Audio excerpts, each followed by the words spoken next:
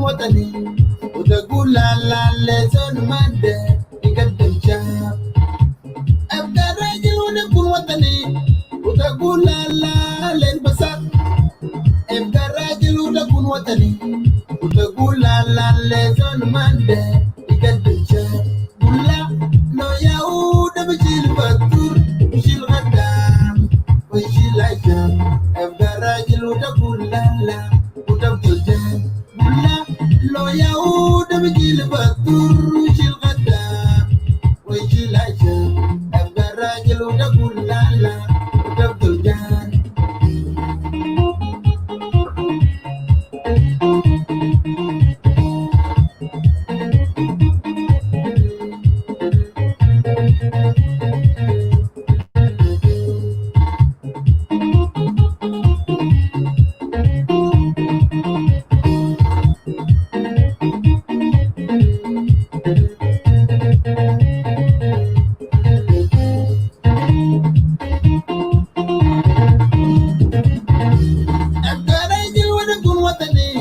وتقول لا لا للبساط.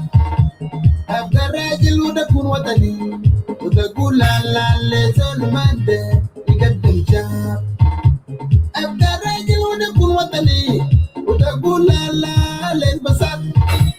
أبقى راجل ودكون وطني وتقول لا لا لزول مادة يقدم شاب. قول لا لو يهود بشيل بطور بشيل غدام ويشيل عشام. أبقى راجل وتقول لا لا وتقول جاب. قول لا لو يهود بشيل بطور ويشيل غدام ويشيل عشام. أبقى راجل وتقول لا لا وتقول جاب. تدرني قوي يا باليمين أسبل لما جن زمان قلبك مشغول كمو مذكورك ملكا ويدور جالك مقوايا باليمين أسبل لما جن زمان قلبك مشغول كمو مذكورك ملكا ويدور جالك مقوايا باليمين أسبل لما جن زمان قلبك مشغول كمو مذكورك ملكا ويدور. بابا أفريكا بالدي ولا جلوم القدياني. بابا أفريكا بالدي ولا جلوم القدياني. ميزة بلا ما هو جلوم كون مؤمن كان كابتي. ميزة بلا ما هو جلوم كون مؤمن كان كابتي. إن كنا نجيب بلا مياه أجل وين وين جيت يوم ميزة بلا ما هو جوي.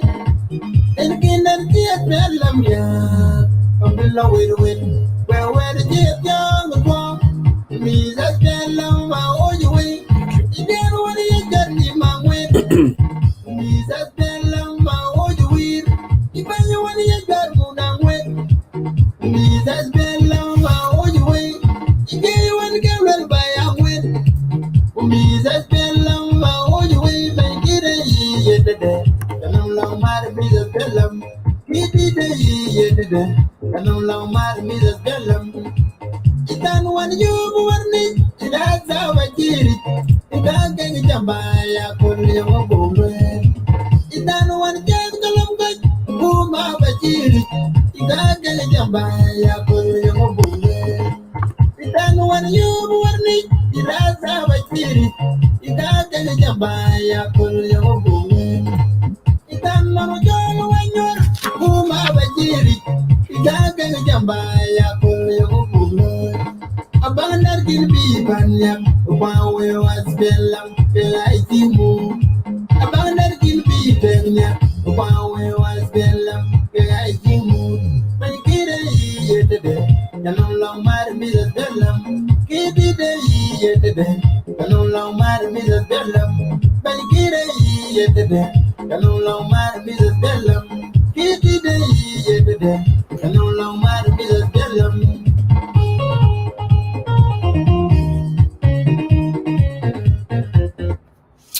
Good morning and good evening and good night, dear viewers of Concerned Citizen of South Sudan. Greeting to all of you wherever you have tuned in to follow this live broadcast. which we are conducting to give you an update from the ground on how the first day of the National Awakening Day went on. Now, based on the information we have received from our informants on the ground, the citizens of South Sudan went out in different places of the Juba city, and these places are Checkpoint, also known as New Site, near Juba Road, Juba Yei Road, and many of them were arrested and detained by the security forces. Checkpoint is located in the west of Juba City, to those who don't know the area. Number 2, High Referendum residential area located north of Juba City also witnessed tension between the small group of the citizens who attempted to go out, and they were arrested and detained. Number 3, Gori residential area located west of Juba also witnessed a large-scale protest, but they were repressed and suppressed by the security forces. 4, citizen in Gumba Sherikat, which is known to all of you, Gumba Sherikat residential area east of Juba City on the bank of the River Nile, could not go out to the street due to the very heavy presence of security forces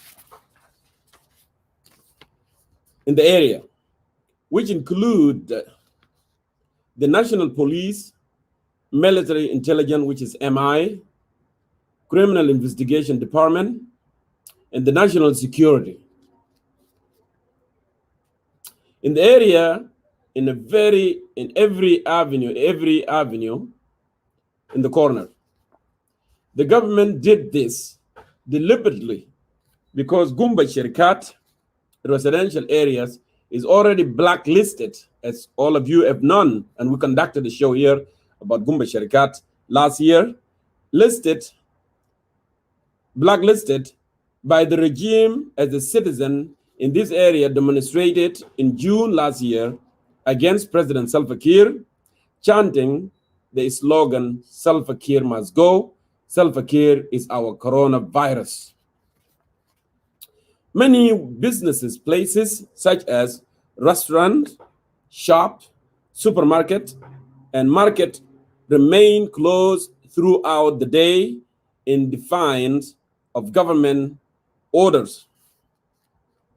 The authorities in Central Equatoria State did not allow the border riders to operate for fear that they would gather and demonstrate against the government. This is in the capital city, Juba. In the state, let's talk about the Boer town. Boer town remained under heavy security forces. Citizens remained indoors for whole day except a few. In Wow, Western Bahr al-Ghazal, Wow town, the National Security Services detained 3 civil society activists, and many citizens stayed in their houses. In Awil town, the capital of Northern Bahr al-Ghazal state, heavy security forces were deployed, and the citizens were not allowed to gather or assemble, even tea places under the trees. You know what I'm talking about. In Yei town, citizens could not go out as the security forces were deployed amid accusation of the rebel activities in the area. But there is a high tension in the area as well. I'm talking about the Yei town. However, the good news is, my beloved countrymen and countrywomen, the good news is that the message of change has gone down to all citizens. The seed of change are grimacing in the soil of the heart. The announcement of demonstration has succeeded as it has instilled fear and panic on the government. The seed of popular uprising are planted everywhere in the country, and change is certainly coming to the Republic of South Sudan. This is just a beginning. A journey of 1,000 miles begin with the steps we have taken. First step, and the regime crumbled from the top to the bottom. The struggle continue, and a victory to the people of South Sudan. This were the update within the country. And now I would like to welcome my guest tonight for this very important day. I will have Ustaz Dengida York will join me here momentarily, and also Abram Awulich, People Civil Action, Civil for Action will join her momentarily, and we will continue update and more discussion to come. So thank you so much for tuning in tonight to have this very urgent, an update. As we said in numerous times, if this thing was a revolution within the Facebook, why all of a sudden, why a lockdown of the internet? The internet was shut down on the eve of the 30th. I'm talking about the 29th, at night. The internet was shut down all day until just evening hours, start like 7 p.m. That's the time that the regime, the autocratic regime, start turning the internet back on. So that tells you something, my beloved countrymen, people of South Sudan. We call it the day of awakening. So people of South Sudan actually to wake up. And people of South Sudan actually are already awake, and they are aware, and they are really eager to bring change to this country so this country can move forward. They have lied so many times. They have looted so many times. And you can see, if really this is what the government of the people and by the people and for the people, they wouldn't even be panicking. They wouldn't even be fearing الخوف. ليه؟ لماذا هذا الخوف؟ إذا أنت فعلا ده كان حكومة بتاع الناس وبالناس وللناس، ولكن لأنه ده ما حكومة الناس، ده ما حكومة بتاع citizen، ده ما حكومة للمواطن، ده حكومة لأنفسهم، ده حكومة للحرامية. That's why they fear. That's why they panic. That's why they deploy a heavy machinery and a heavy military in the street, because the خوف. لأنه عارفين من الغضب الجاي، عارفين and the people of South Sudan have spoken and they wanted to go to the street, and that's why they were intimidating in the neighborhood, sending all the police, sending all the military, tanks, MI, national security. Even لو ناس مشوا ثلاثة they question. Three people they question. That tell you something, and that tell you actually كلام اللي هم كان قاعدين يقولوا كله للناس ده كلام كذب ساكت, and they were propagating إنه نازل they are unknown, they don't know them, and ما معروفين.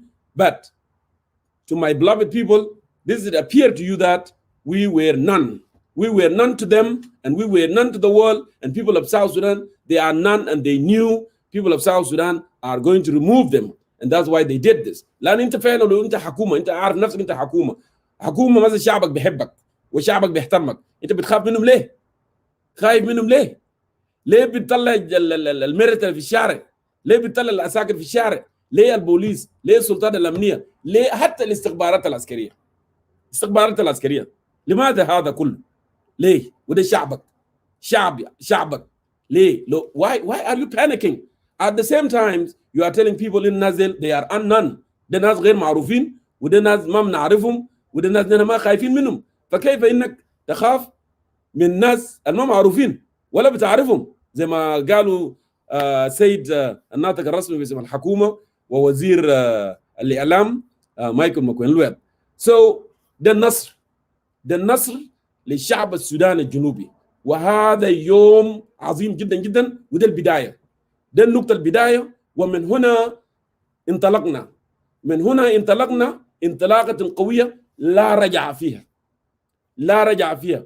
هذا كان النبض، نبض النظام فقط.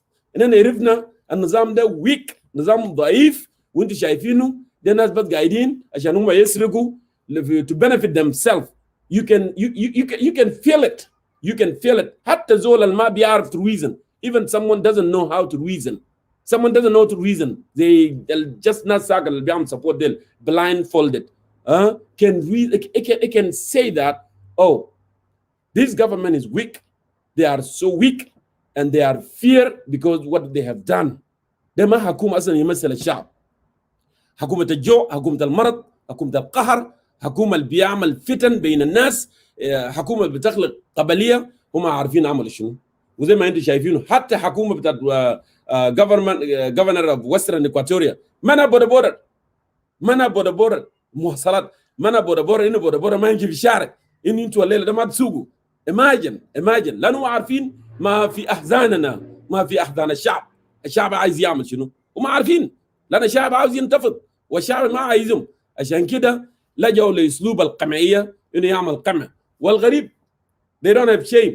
كونه ما يقول يا أخي it would be illegal. How can be illegal؟ ده حق مشروع في دستور جنوب السودان. right of assembling، إننا حق إنه مثلا نعبر، ده موجود في الدستور. وقلنا دي مظاهرة سلمية، دي uprising سلمية. لكن الحكومة عشان هي مقصرة، وحكومة introduced for evils, mismanagement, corruption, lack of services and insecurity. This is the thing that they survive upon them. And that's why they knew that they will not have chance. They will not have chance if people of South Sudan goes out and then it will be the last for them. That's why they restricted and they block everyone not to go out. But I'm going to tell you this thing. اسمعوا كلام ده كويس، اسمعوا كلام ده كويس. مهما فعلت ومهما جبت عتاد ومهما طلعت الجيش برا ومهما طلعت الشرطة برا، الناس ديل إخواننا، الناس ديل إخوة بالنسبة لنا. الجيش ده إخوة بالنسبة لنا، البوليس، الناشونال سيكيورتي. At the end of the day البشير الشوارع كلها كان مليئة بإيه؟ كان مليئة بدبابات. حسني مبارك الحكم أكثر من 30 سنة، الشوارع في القاهرة كان مليئة بشنو؟ بدبابات. لكن في النهاية إرادة الشعب تنتصر. إرادة الشعب انتصرت في مصر، وانتصرت في زيمبابوي، وانتصرت في السودان، وانتصرت في دول كثيرة جدا جدا.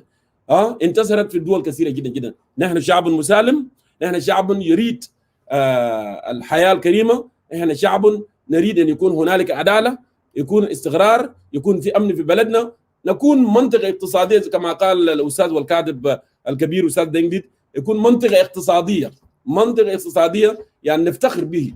هذا هو السودان الجنوبي الذي نريده أن يكون. فلذلك مهما فعلت autocratic government of Salva Kiir Mayardit، مهما عمل suppression ومهما فعلت، هذا الشعب سوف ينتصر. هذا الشعب سوف ينتصر. انتوا سمعتوا قبل امبارح الصباح، امبارح بالنسبه في جنوب السودان، ده امبارح تصريحات السيد الرئيس قال شنو؟ قال يا اخي الان المرتبات في شهر كم؟ شهر 6 وشهر 8 لازم يدوا الناس immediately.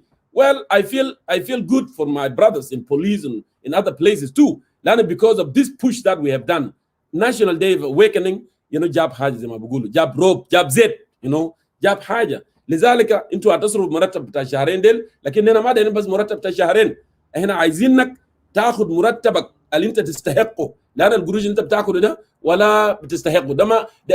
ده ما عم بيعيشك ولا بيعيش اولادك ولا بيخليك يعني مثلا يعني تقدر تعيش حياة كريمة مع اولادك.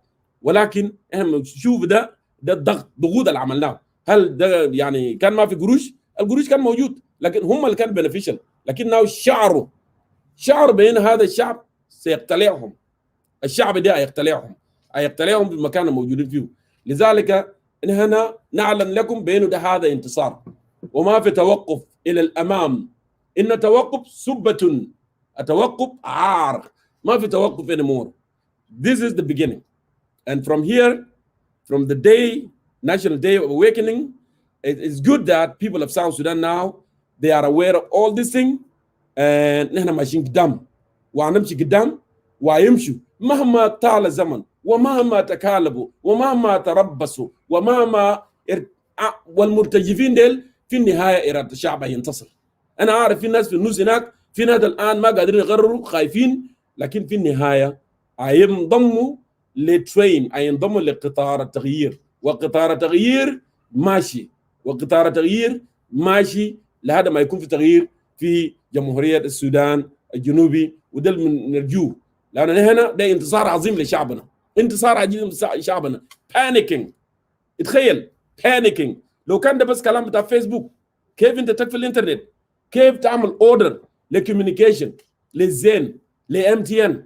وبالمناسبه نحن بنهزر يا جماعه، دول الشركات دي، الشركات الطفيليه دي الموجوده في السودان الجنوبي ده، البلد ده لما نجيب فيها تغيير احنا اصلا ما نعتمد عليكم، لان انتم ما مع الشعب، انتم مع هذا النظام الظالم، انتم ما تكونوا يعني كون ما النظام يعمل لكم اوردر انكم تقفل الانترنت وتقفل الانترنت، تقفل الانترنت، انتم بمعنى انتم ما جايين لمصلحتنا، ما جايين لمصلحه الشعب، انتم بس لمصلحه شنو؟ لمصلحه هذا النظام. فلذلك التغيير جاي، والتغيير جاي لا محاله لها، جاي، وده انتصار عظيم، ده انتصار عظيم لشعبنا. and this is the beginning, this is the beginning of real in our nation. This is our time. This is the moment that we should be, rejoice as the people of South Sudan that actually we knew how we can topple this regime. الحكومة الفاسدة, how we can topple it. We knew how to do it, and from here, no more rest. No more rest. Welcome to Concerned Citizen of South Sudan. As I just read out the update from Juba, I want to give you this an opportunity, my dear brother, and to send your message and an update to the people of South Sudan. Very brave people, very courageous people. They have that moral obligation. عندهم شعب واعي وشعب معلم وشعب واثق وشعب قادر أن يغير كما غير كثير وكثير. تفضل أستاذ دنجل. Greetings and salutation to you, my brother Jonkur Mayor. I must commend and applause at the outset the spirit of dedication, patriotism, and fidelity that you are always demonstrating through your work on this magnificent forum. It is my prayer, yes, that the God of heaven, spirit of our ancestors, and the God of the land bless and keep you for our nation. My fellow countrymen and women who are watching this live broadcast, I greet you too for your patriotism and for your concern about the degenerating, about the degenerations of the general conditions and situation in our country, be it security aspects or educational aspect or health aspect or civil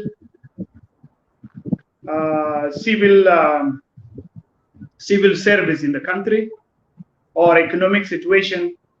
The country has collapsed, and you are all witnesses of the collapse of our young and promising country in Africa and in the civilized world. You are the dreamers of a great dream that must be achieved. I greet all of you, and I tell you that we are determined, and the demonstrations that are planned shall continue. Toppling the regime is a process, as my brother Jonkur has already said. No government can be toppled in one day. The members of the public should be aware that any revolution like this revolution is a process. It may take several months, and sometimes it takes years to be finally achieved. So I tell you that we are determined, and our plans are placed to ensure that this inept, corrupt, tyrannical, autocratic, and totalitarian regime is brought down in the Republic of South Sudan. The planned demonstrations have achieved great things today in the history of our country. And this day is a great day in the political history of the Republic of South Sudan. So the National Awakening Day, which is today, August 30th, have achieved a lot. And I have some of the things to say as the achievement that were made by our people on this day. The call by the United Citizens for Change, the People's Coalition for Civil Action, the Red Card Movement, the National People's Movement, and other civil society organizations, other bodies in the country have made a tremendous history on this day. Number one, the objective achieved by this day is that there is a high degree of panic which put the government in a state of alarm and psychological warfare. The government was placed in a condition that I call a psychological warfare as we talk here. And this was manifested in the size of security forces that are deployed all over the country, especially in the capital city, Juba.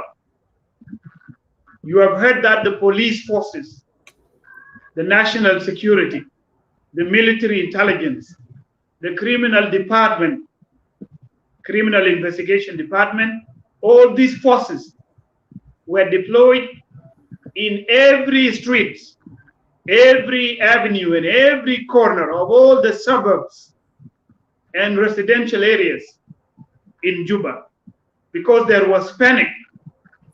The government was panicked as a result of this day that the civil society leaders and political leaders have called upon the citizens of the Republic of South Sudan to get or to take into street and to demonstrate in order to bring change. So this one is one of the political objective. I classify it as a political objective. Because inflicting fear in a totalitarian regime such as the one we have in Juba, to the extent that they brought out tanks and all the machines, guns of the state to the street, is an achievement, and it is a victory to the people of South Sudan. So this is one political achievement. Number two, which are also considered as a political achievement, the call for demonstration nationwide has inflicted pressure on the government of the Republic of South Sudan. A political pressure was exercised on the government by all the voices that are calling for change in the Republic of South Sudan. And we have seen the government under pressure. And this is very clear from the speech we listened to yesterday as the Minister of Information and Postal Services, Michael McQuay, was speaking and warning the citizen. We have seen the pressure even on his face and the way he was speaking. So this is an achievement. Another political achievement, due to the panic of the regime, they cut off the internet. And the reason they cut off the internet is fear. The fear for citizens to be using the internet to share the information about the developments that are happening on the ground. And therefore they resorted to the tactics of shutting down the internet. And this is the nature. This is, by the way, the nature of totalitarian, dictatorial regimes. This was done in Khartoum when Bashir, when the Sudanese people, when they rise up against Bashir, the internet was shut down. We have seen that one in Sudan, so that people cannot circulate updates or information about what is happening on the ground. So we consider these two as a political victory by the People's Coalition for Change, the People's Coalition for Civil Action, and the United Citizens for Change, the Red Card Movement, and National People's Movement, as well as other civil society organizations that are in the country, like Gumna. And by the way, this day was supported yesterday by Kush International. And you all remember that Kush International is a congregation of believers that believe in the history of Kush. They believe in God, they believe in the Bible. Yesterday, they issued a statement supporting the National Awakening Day to happen because it is a day for change. That was yesterday, the 29th of August. Also, a new group that is called Gumna, which is a youth group, also came out with their statement, and they supported the National Awakening Day. And as you have already listened, and as you have already heard from my brother, Jonkur, people went out in different areas of Juba, despite the heavy presence of security forces in every avenue and every corner of the city. And this one is a great achievement for us who are advocating for change in the Republic of South Sudan, because it is for the first time in the history of South Sudan.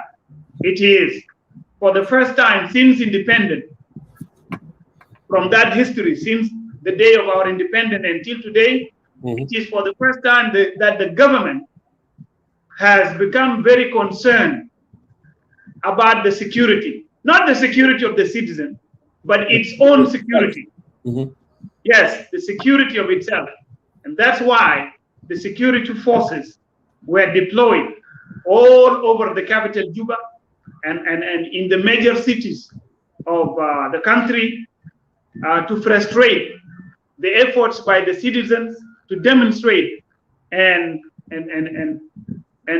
ask the president to step aside, as it came in the national dialogue, resolutions and recommendations. So today is a great day, dear beloved citizens of our country.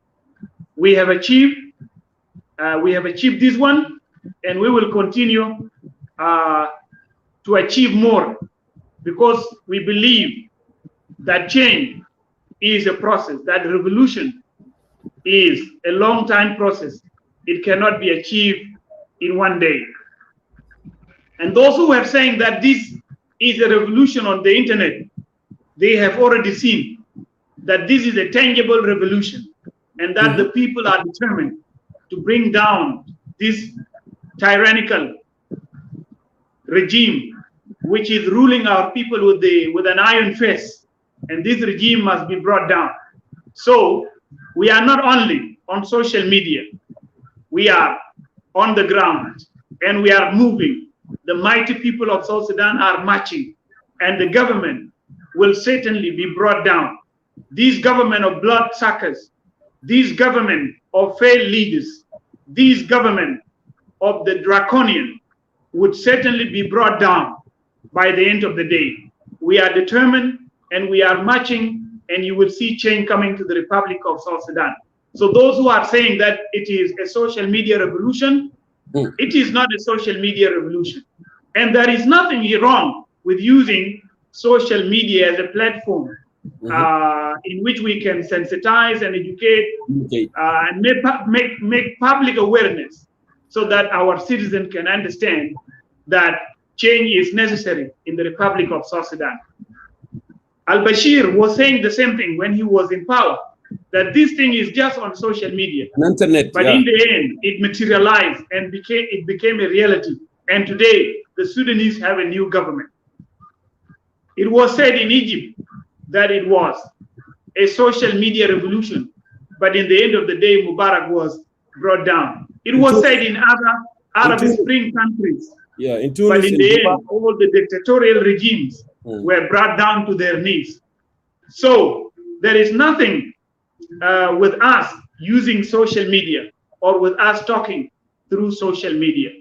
Even the government that is telling us that this revolution is a social media revolution, they are also using the same social media.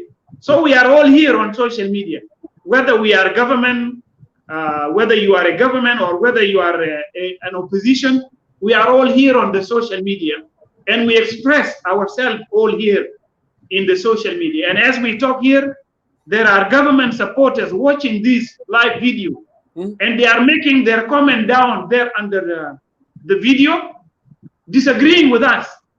And that is, of course, good. So we are all here, all right? We are all here. So social media is a reality. Everything that is discussed on social media or is started on social media becomes a reality by the end of the day. And today we have demonstrated this. We have proven those who are telling us that we are social media revolution, they have seen today the people. In the checkpoint area, you have seen the people. And I hope, Jonkor, you have showed the pictures of the people marching there. The checkpoint. The same thing in high referendum, people went out. The same thing in Gure, the people went out. So this is like step number one. And as they say, a journey of 1,000 miles begins with one step. So today we have put forward our first step, and the second step is coming. The third is coming, the fourth, until the revolution succeeded. So no one should mock us, or no one should scorn and tell us that we are just on social media. When you tell others that you are just on social media, be mindful that you are also on social media. And social media is a means by which we can express ourselves. So it is very uncivilized to scorn others who are using social media by telling them that you are just on social media, while you yourself, you use the same social media. There are other forums that are pro-government. They are also active on social media, and we never tell them that you are just saying this on social media. Okay? They are speaking. They are there. And as we talk here, they will go to their own forum and they will make a political rebuttal to what we are saying here. But we will never tell them that you are social media politicians or social media activists. And I will keep repeating that there is nothing wrong with the use of social media, because social media is a platform that must be used in a very civilized, in a very wise way in order to convey our messages to our people. So this is my message to those who are telling us that we are just using social media and that what we are doing will never succeed. We have already succeeded, and we have demonstrated to our people today that this is a reality. And step number one is already put forward, and we are still coming. One of the achievements of this revolution today, on the National Awakening Day, the president addressed the opening session of the Transitional National Legislative Assembly today, amidst a heavy security presence around John Garang mausoleums and the Wazarad Street, which led to the airport, and the J1 Street, and all Amarat, including the street, the Mudiria Street, up to Juba Market, and Juba Teaching Hospital, and the Mobile, all those areas, up to places like Konyo, and up to Mahatadiye, the roundabout of Juba University, even the Guyada Square, all those places, there was a heavy presence of security, including the Nyakurun Cultural Center and the custom roundabout, all those areas. A heavy security force was deployed there as the president was addressing the opening session of the National Legislative Assembly, which was done today. And as I said that we have been able to exercise political pressure on the government, our pressure yielded fruits for the first time in his history. Yes. Since he assumed power as the president of the government of Southern Sudan, when we were still a region, and since he assumed his position as president of the Republic of South Sudan during the declarations of the independence, for the first time in his history as a president, for President Kiir to talk about salaries of the civil servants. You have all read it in the media outlets that the president said the salaries are ready. The 2-month salary are ready to be given out to the civil servant, yes, to the members of organized forces, you see, and everyone who is working in the public domain. So this one is a victory. So our pressure has yielded some fruits at the outset.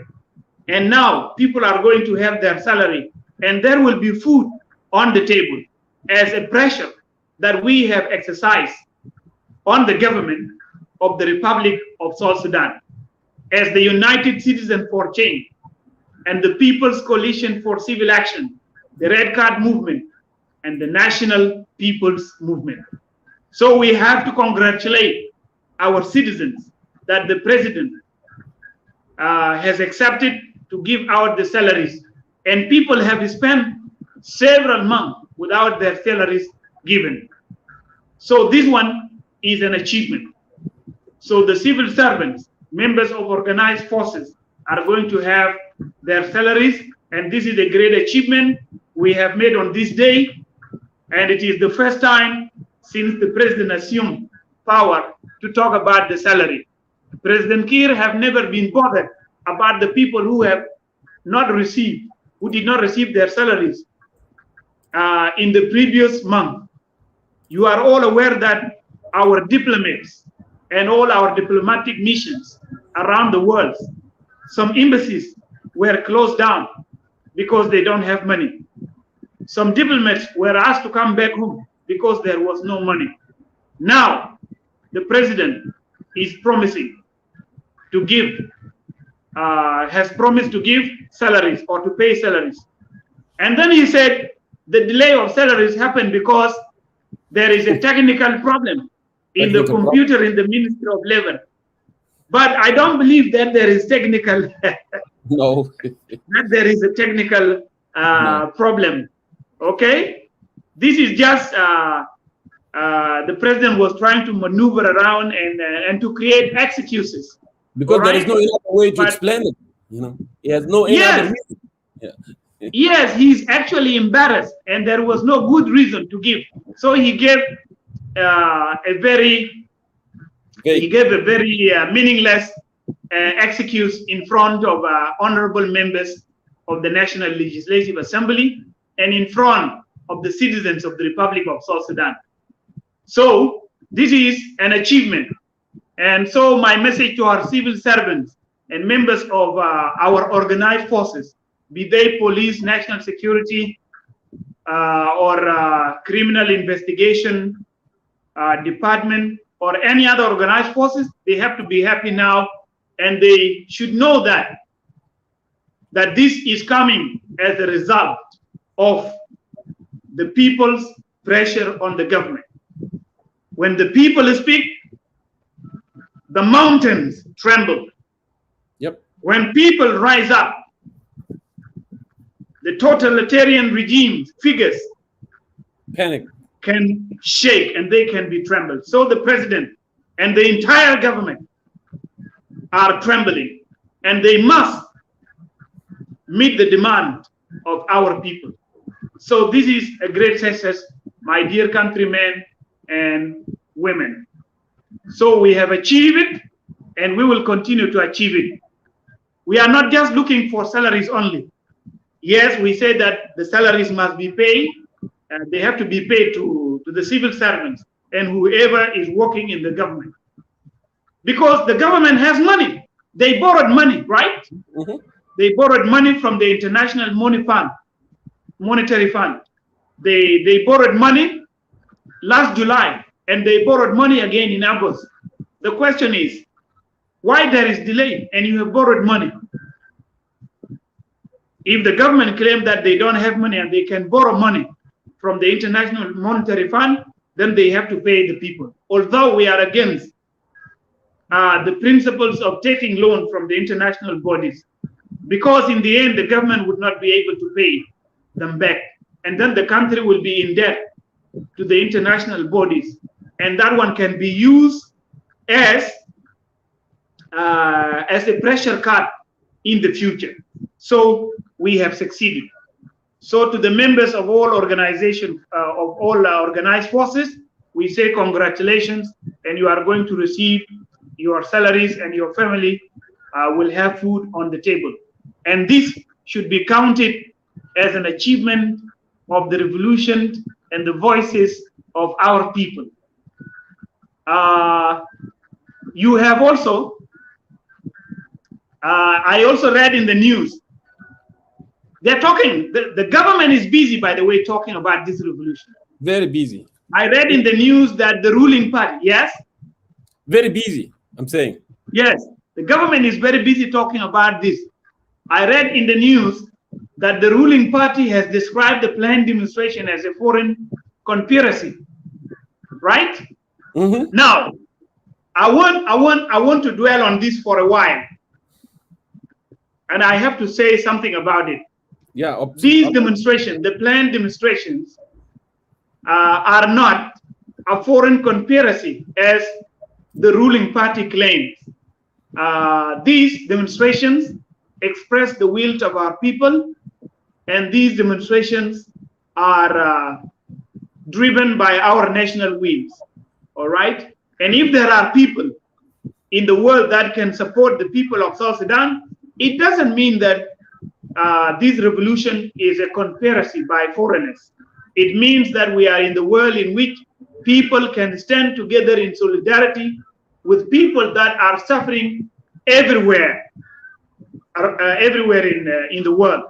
So if there are people supporting the people of South Sudan in their revolution, it shouldn't be understood as a conspiracy by foreigners. The government should understand that we are in the era of globalization, and what is affecting one country cannot be ignored by others who are in the world. So we are in a global world. So what is happening, this revolution that is happening, is driven by our national will. There are no foreigners, and therefore I would say that those in the ruling party who claim that this revolution is a foreign conspiracy, they have no evidence. This is just a mere accusations, and it should be ignored by our people. No one should take that one and believe it. So this is what I want to say concerning the ruling party describing the planned demonstration as foreign conspiracy. When the SPLA was struggling in the bushes of South Sudan, they were supported by the United States of America. Mm-hmm. They were supported by the people of Norway. They were supported by so many people, including Italy and Vatican.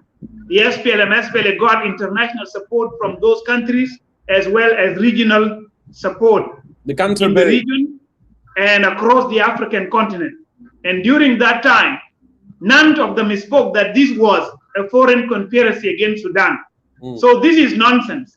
And I don't agree with the members of the ruling party that say this, according to the report by iRadio today. So this is a pure national revolution driven by the people's will in the resolutions and recommendations of the national dialogue. Our people said it clearly that Salva Kiir and his first vice presidents are the problem. Our people said that the regime is the problem. So it was not foreigners that were speaking. It was the people of South Sudan. And therefore, taking these demonstrations as a foreign conspiracy is not true, and it is baseless and it is meaningless at the same time. Another thing, the Minister of Information, Michael McQuay, also call upon those who are behind the demonstration. This is in the news also. And I have a clips for that. Yes, let me say this, and then you will play it and we'll make our comment on this clip. Okay. Michael McQuay said that those who are calling for change should wait for elections. And recently, you have all witnessed, my dear people of the Republic of South Sudan, you have all witnessed that President Kiir was talking about elections. That the entire government was talking about elections. And when they were talking about elections, they were talking about the extension of the transitional period till 2023. That's what they said, that the transitional period should be extended until 2023, when they will organize the elections, which is 2 years away from now. We are now in 2021 and they want to take us up to 2023. All right, this is number one. And we reject this, of course. As political opposition, we reject this. Another thing they said that, and that was the president. The president called upon the citizens who are outside in the neighboring countries that you come back so that you can vote in the elections. So the president is already aware that he is now in a dilemma. He intends to conduct elections, and as he intends to do this, he discovered that there are no people in the country, and therefore he called on the citizens in the neighboring countries to come back and vote for him in the elections. So this is a dilemma. He wants people to vote for him, but he realized that there are no people in the country. The question is, why people are not in the country? People are not in the country because you, Mr. President, you perpetrated a civil war. And as a result, people fled out from the country. And that is why they are in the neighboring country. People don't want to come back because there is persistent insecurity in the country. People don't want to come back because if they come back, they would be killed. And there are no services for them. And now you are telling them to come back, you are already in a dilemma. Now, we don't believe in any election that would be conducted by this government. Why do I say this? Because the election would be fraudulent in the end of the day. The government will rig the elections and the results will not be fair, will not be free, and it will not be credible. That's why we say that no elections should be conducted as long as Salva Kiir and Riek Machar are still in power. Yes, in South Sudan. They have to be removed from power, and thereafter we shall conduct free, fair, and credible elections, democratic elections in which a new president would be elected by the people of South Sudan and would assume power for one term. And if he is re-elected in the second term, then he would continue and step down for the next president, a democratic country that we want. And you are all witness that Salva Kiir is not a Democrat, and he doesn't like democracy because he is against democracy. We have never witnessed elections in an independent South Sudan. We only witnessed elections when South Sudan was still a region within Sudan. That was in April 2010. So Michael McQuay was telling us that we have to wait for election if we want change to happen. That is an excuse, and it is a baseless excuse, and we will never accept that one. Yes, Jonko.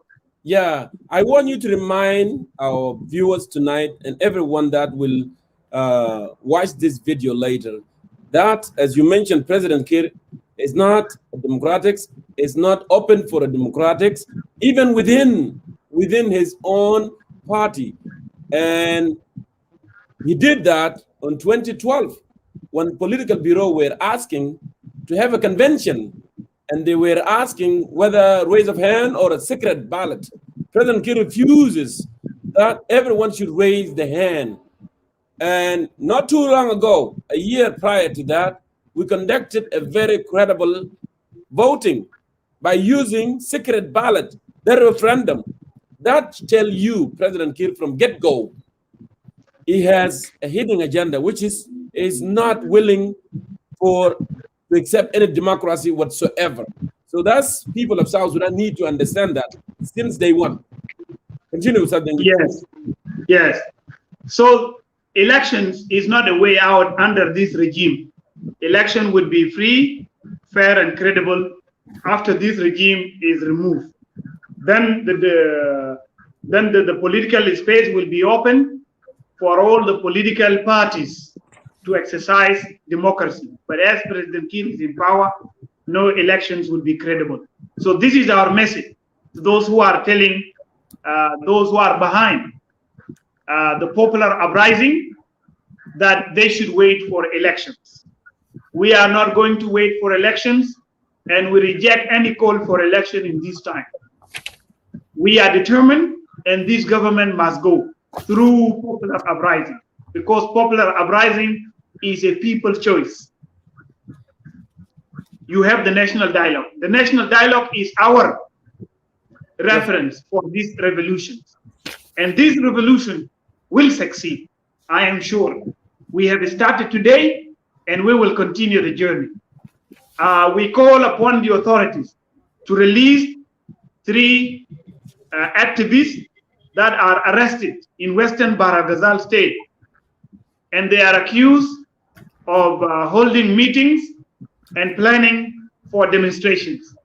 Planning for peaceful demonstration is never a crime, because our constitution guarantees the right of peaceful protest to our people. Peaceful assembly. If you want to know that, you can read Article 24, freedom of expression, Article 24. And you can also read Article 25, which talk about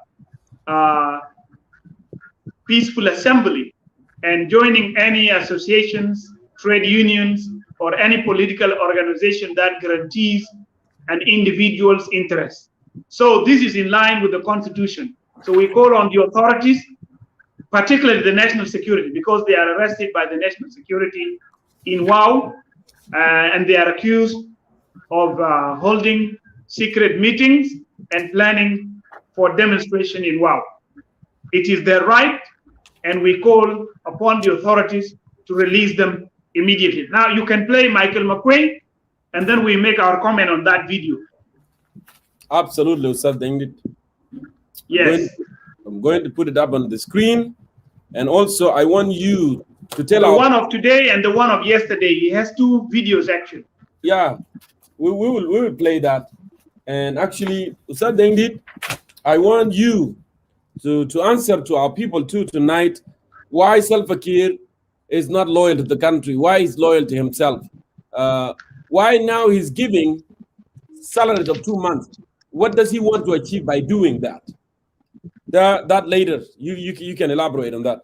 Let me go ahead and play Michael McQueen, what he has said.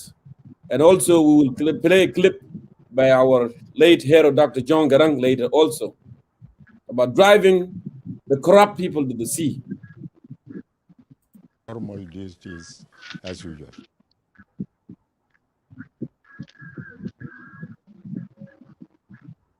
As you have been following all this time, there had been a lot of talk in the social media and a lot of messages in the social media by unknown people, by people who have decided to mislead the public. People who have decided to mislead the public, believing that it is only through demonstrations and going to the streets that they can go to the seats of power. Power is not got through, not got by force, but it is got through the ballot, not through through violence. All this have been happening. The government had been keeping quiet. We have been trying to talk to the people, to inform them, to inform them that you should not allow yourselves to be misled. Unfortunately, people are not listening. There are some who are still insisting and believing that they are in the right track. My advice to all of you, anybody who has allowed himself to be misled, is that he should come to his senses, be sober, and decide soberly. The government here the government is in full control of the situation, and whoever goes to the streets being misled by those. I want to stop there. He said we have been talking to the people and people are not listening. So if they are the right people, if they are the right governed by the people and for the people, why people are not listening to them? Why people are listening to us? And we are the one calling actually for a change. I want you to elaborate on this and then I will play it. Or you want me to play it more?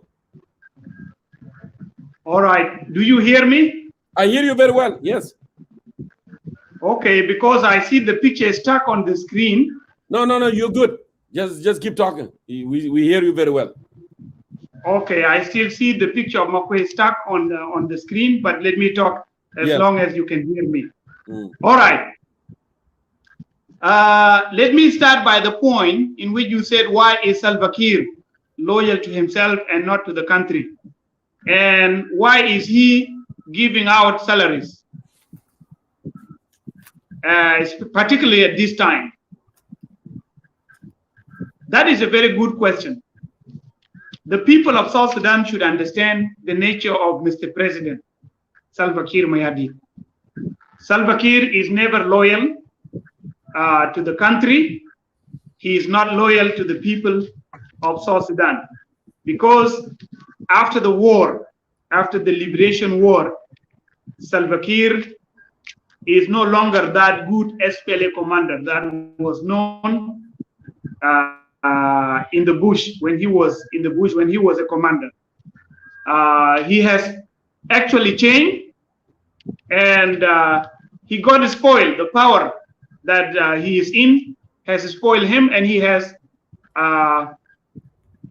forgotten his people. He's no longer loyal to the people of South Sudan, and therefore he's not in power for the people of South Sudan. And there are people around him also. There are people around him, and these people are from the NCP, the former NCP, when we were still in Sudan. So the president is misled and he's driven by those around him. I don't want to mention their names because they are known. That's why Salva Kiir lost being loyal to the people of South Sudan, and he became actually a person that is working for his personal interests. So this is why Salva Kiir is not loyal to the people of South Sudan. Now, coming to the point, why is he giving out salaries this time? The reason why he is giving out salaries this time is very clear. Salva Kiir wants to appease. This is a policy, by the way. He wants to appease members of the organized forces. He wants to appease the civil servants by giving out their salaries so that they are convinced that the situation is okay. So he's giving out these salaries. He's ordering that the salaries be given to these people as a result of the pressure that is exercised upon him by the civil society and political organizations that are calling for change through peaceful demonstrations and popular uprising in the Republic of South Sudan. Look, I want to say this. Now, the salaries of 2 months would be given out to the people, but in the next next month or in the next 2 to 3 months, there would be no salaries, and people would again complain. So he's giving out these salaries to the public servants in order to appease them, in order to tell them that everything is now okay. But people will run out of their salaries again, and the salaries will not be paid on time once again. So people should understand that the president is appeasing them. People should understand that he wants to buy time once again. People should understand that he's trying to make an excuse in order to keep people loyal to him. But we are here by calling upon our people to withdraw their confidence and their loyalty from his government, because Salva Kiir is not a man of his word. He's now saying this, but tomorrow he would say something different. So yes, he's a man of so many colors. He doesn't have one color. Today he is blue, tomorrow he is yellow, next tomorrow he is black, the other day he is green, the other day he would be red. He keeps changing his colors like chameleons. So this is what the people of South Sudan should understand. And we have a lot of proofs to support what we are saying. Yeah, that's what I was saying. There are some examples of that President Kiir is not loyal to anyone, even those who serve him. So then, can you give our people, the examples, raw example that President Kiir is not loyal? I think I lost Ustaz Dengdid Ayok. I hope Ustaz Dengdid come back. They are good. A lot of example that President Kiir is not loyal, and he never loyal. He's loyal to himself. It's not loyal to those who even are protecting him. It's not. So, Ustaz Dengdid, please come back, and then we continue with this. Welcome back, Ustaz Dengdid. I apologize. Thank you. I was saying that President Kiir never loyal. Give a raw example of that President Kiir is not loyal to anyone, including those who are guarding him. Those who were with him in the presidency. Go ahead, Ustaz Dengdid. Yeah, so this President Kiir is ordering the Minister of Labor to give to pay the public servants, not because he wants the people to have their salaries, but he's trying to appease them. But time will tell the people of South Sudan that this man is a man of different colors. In every situation, he shows a different color. So this is what people should understand.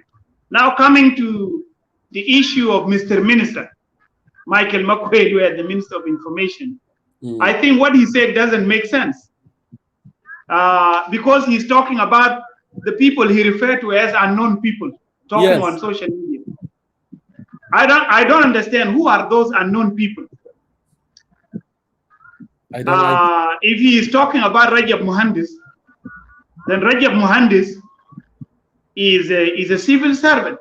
Yes. He is an executive director of Organization for Responsive Governance. He is a well-known figure, and I assume that he might even shake hands with him sometimes back or any other time in his history.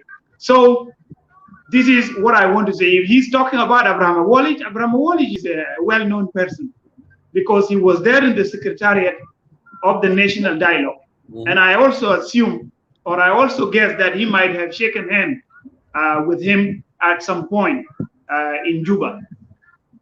I don't know what does he mean by talking about the unknown people.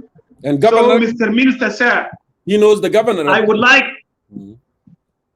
What I didn't get you. I was saying he knows the governor of former governor Northern Barghazal. He knows him as well. Yes, he knows the governor, the former governor of Northern Barghazal, Mr. Kwel Agwer Kwel. So when he says that these are unknown people, this is quite different, okay, and it is weird at the same time. So, Mr. Minister, sir, what you are saying is not true. To refer to these people as unknown people. If I am to talk about myself, then he knows me because I sat in front of Michael Makwe in Juba in numerous news conferences in which he talked and threatened us, the journalists in Juba. I have been there in Juba, and he spoke in front of me several times, threatening us, the journalists, and I asked him a lot of questions. So if he is talking about people like us, I think he knows me. And by the way, we bought a plane together. We bought a plane together on the 25th of December 2013 when the war broke out in Juba.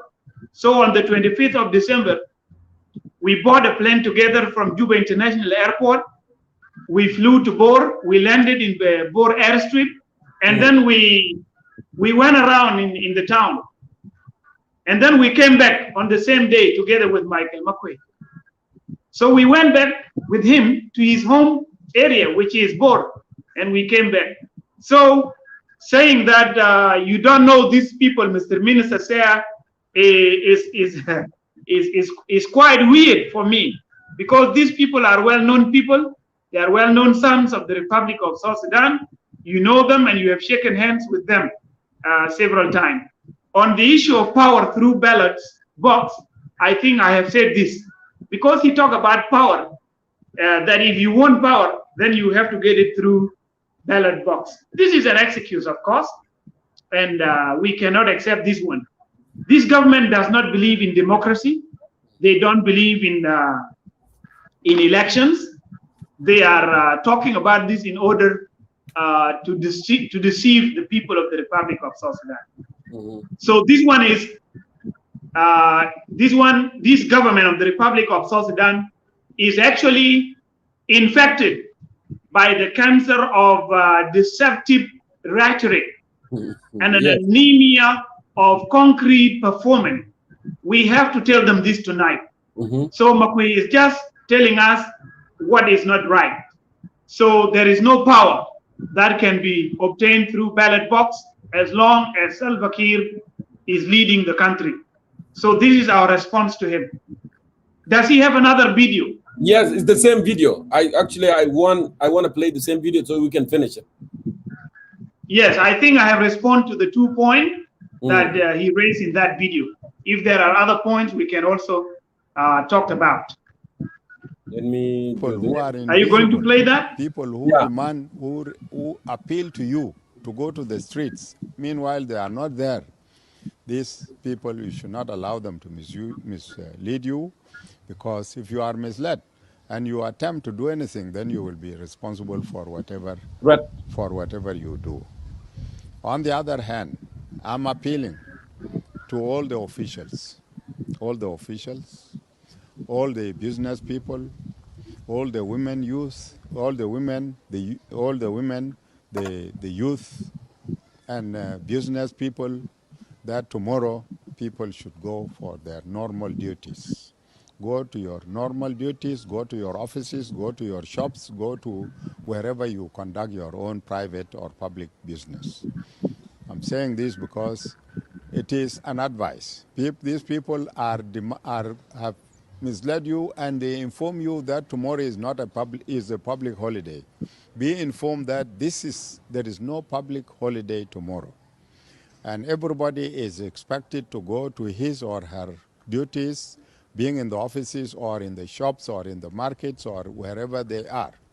Anybody who behaves, anybody who does not go to his place of work, any official who abstains from his work, any business person who does not go to his work tomorrow, any shop that is found to be closed, these are the people whom we will take to be the agitators, and these are the people who will answer as to why did they not answer, did they not respond to our call.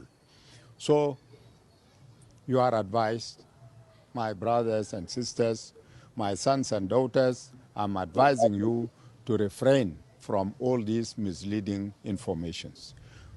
Tomorrow is a working day, and everybody will be going to his work as normal. We don't want to. There are people who are calling for freedoms and for freedoms and the right of expression. These freedoms are there, but as soon as you abuse these rights, and you abuse these freedoms, then you are in conflict with the law, and the law will deal with you accordingly. So please. Something he's threatening people. He's threatening shops. He's threatening shops owner. He's threatening everyone. Your response, and then we move on. Thank you very much. We will say to the minister, because he's now talking, he said there are people who are appealing to you to go to street. Meanwhile, they are not there. You know, this is now what the regime is saying, that there are people calling upon the citizens to go to street while they are not there. And he's afraid of the citizens that will go to the street. And he, at the same time, he's talking about the people who are not there. Yes, it is true that Jonkur is not in South Sudan. It is true that myself is not in South Sudan and others are not in South Sudan. But those of Abraham Awali are in South Sudan. Those of Rajab are in South Sudan, and many others that will be known at the right time. All these people are in South Sudan. And the citizens of South Sudan who went out today inside in Juba are also in South Sudan.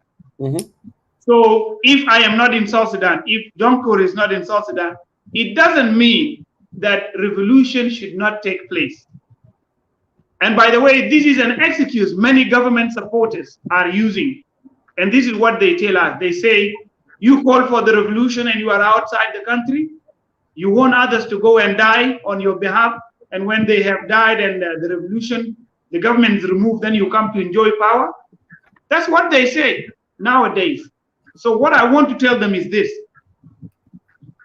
How many of you were in Khartoum during the war of liberation by the SPLM, SPLA, and you were supporting them in Khartoum while you were not in Bilfam? Does it make sense? Many of them were in Khartoum, and they were supporting the SPLA soldiers who were fighting in the field, in the bushes of the Republic of South Sudan.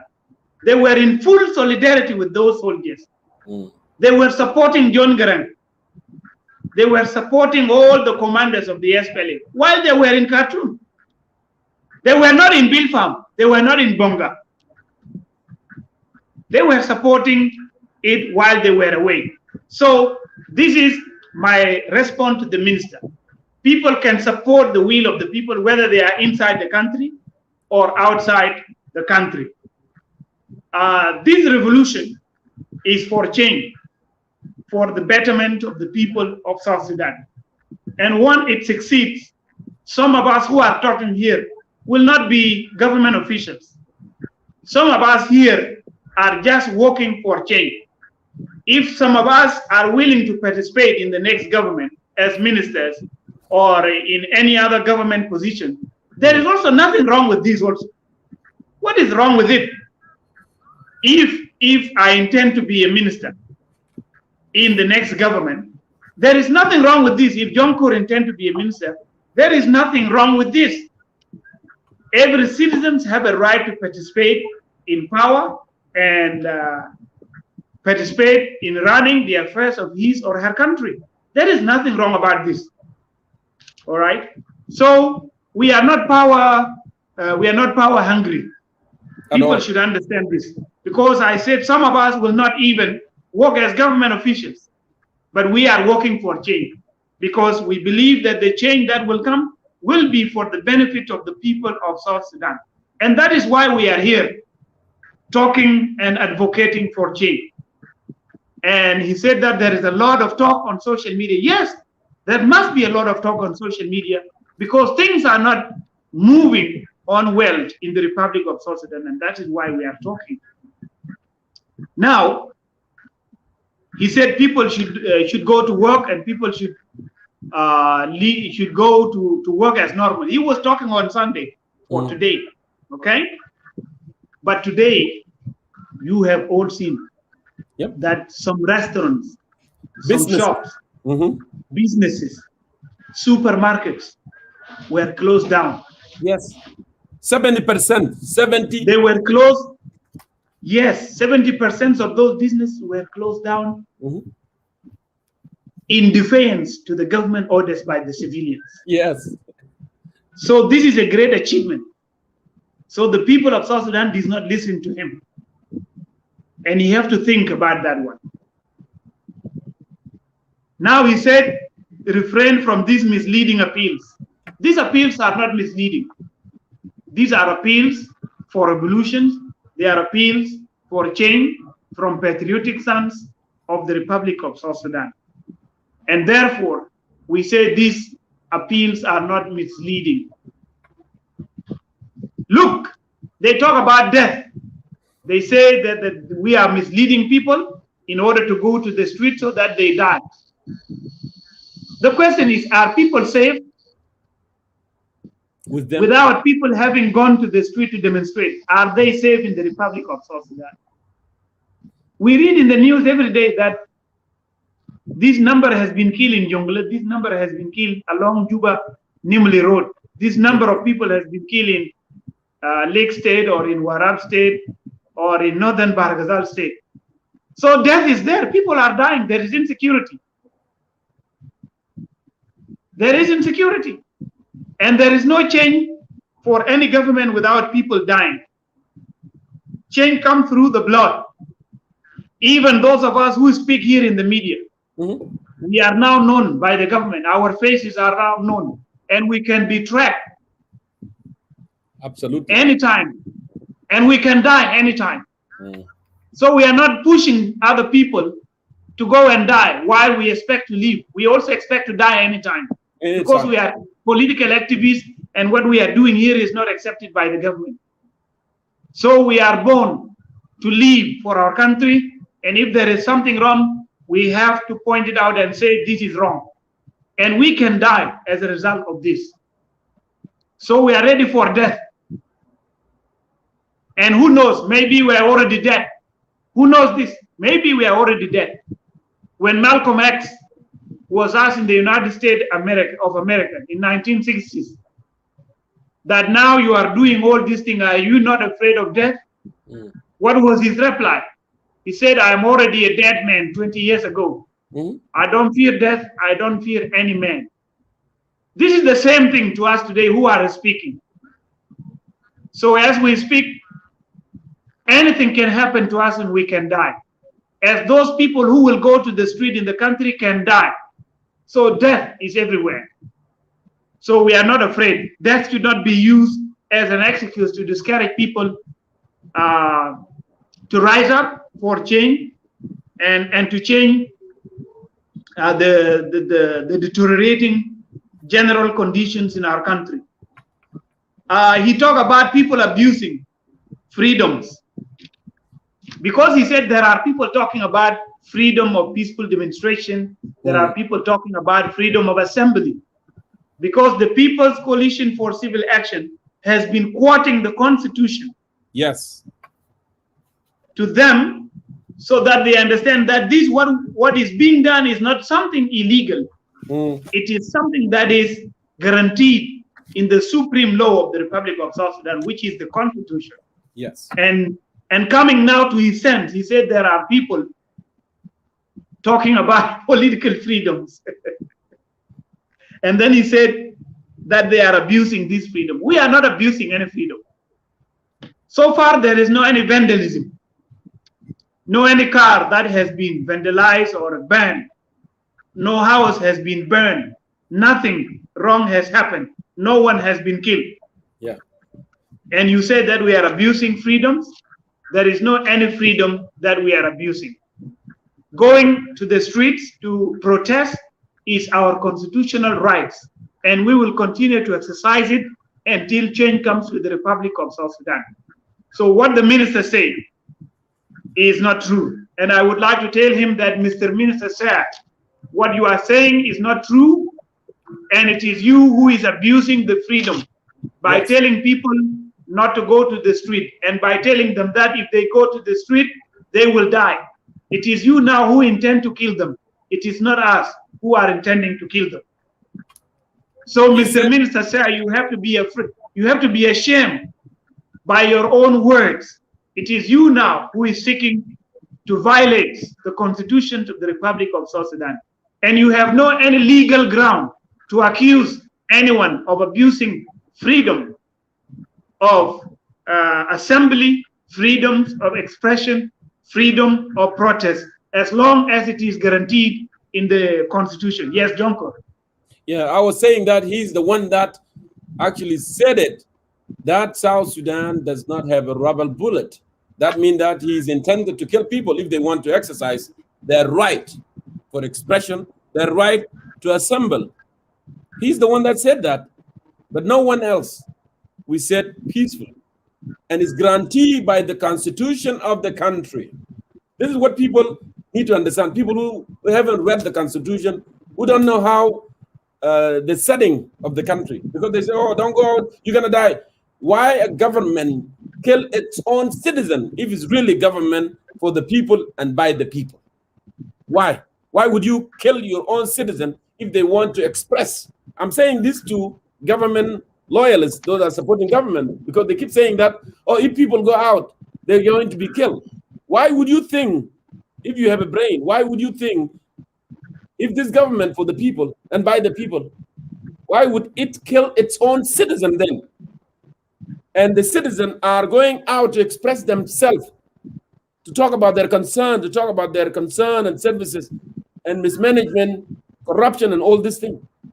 Why? That's the question that I wanted to ask them. So Michael Makwelua is the one actually violated the constitution of the land. The government is the one that violated it. Not us, not people of South Sudan. Fadal Dengi. Yes, in fact, it is this regime that is violating the constitutional rights of the people of South Sudan.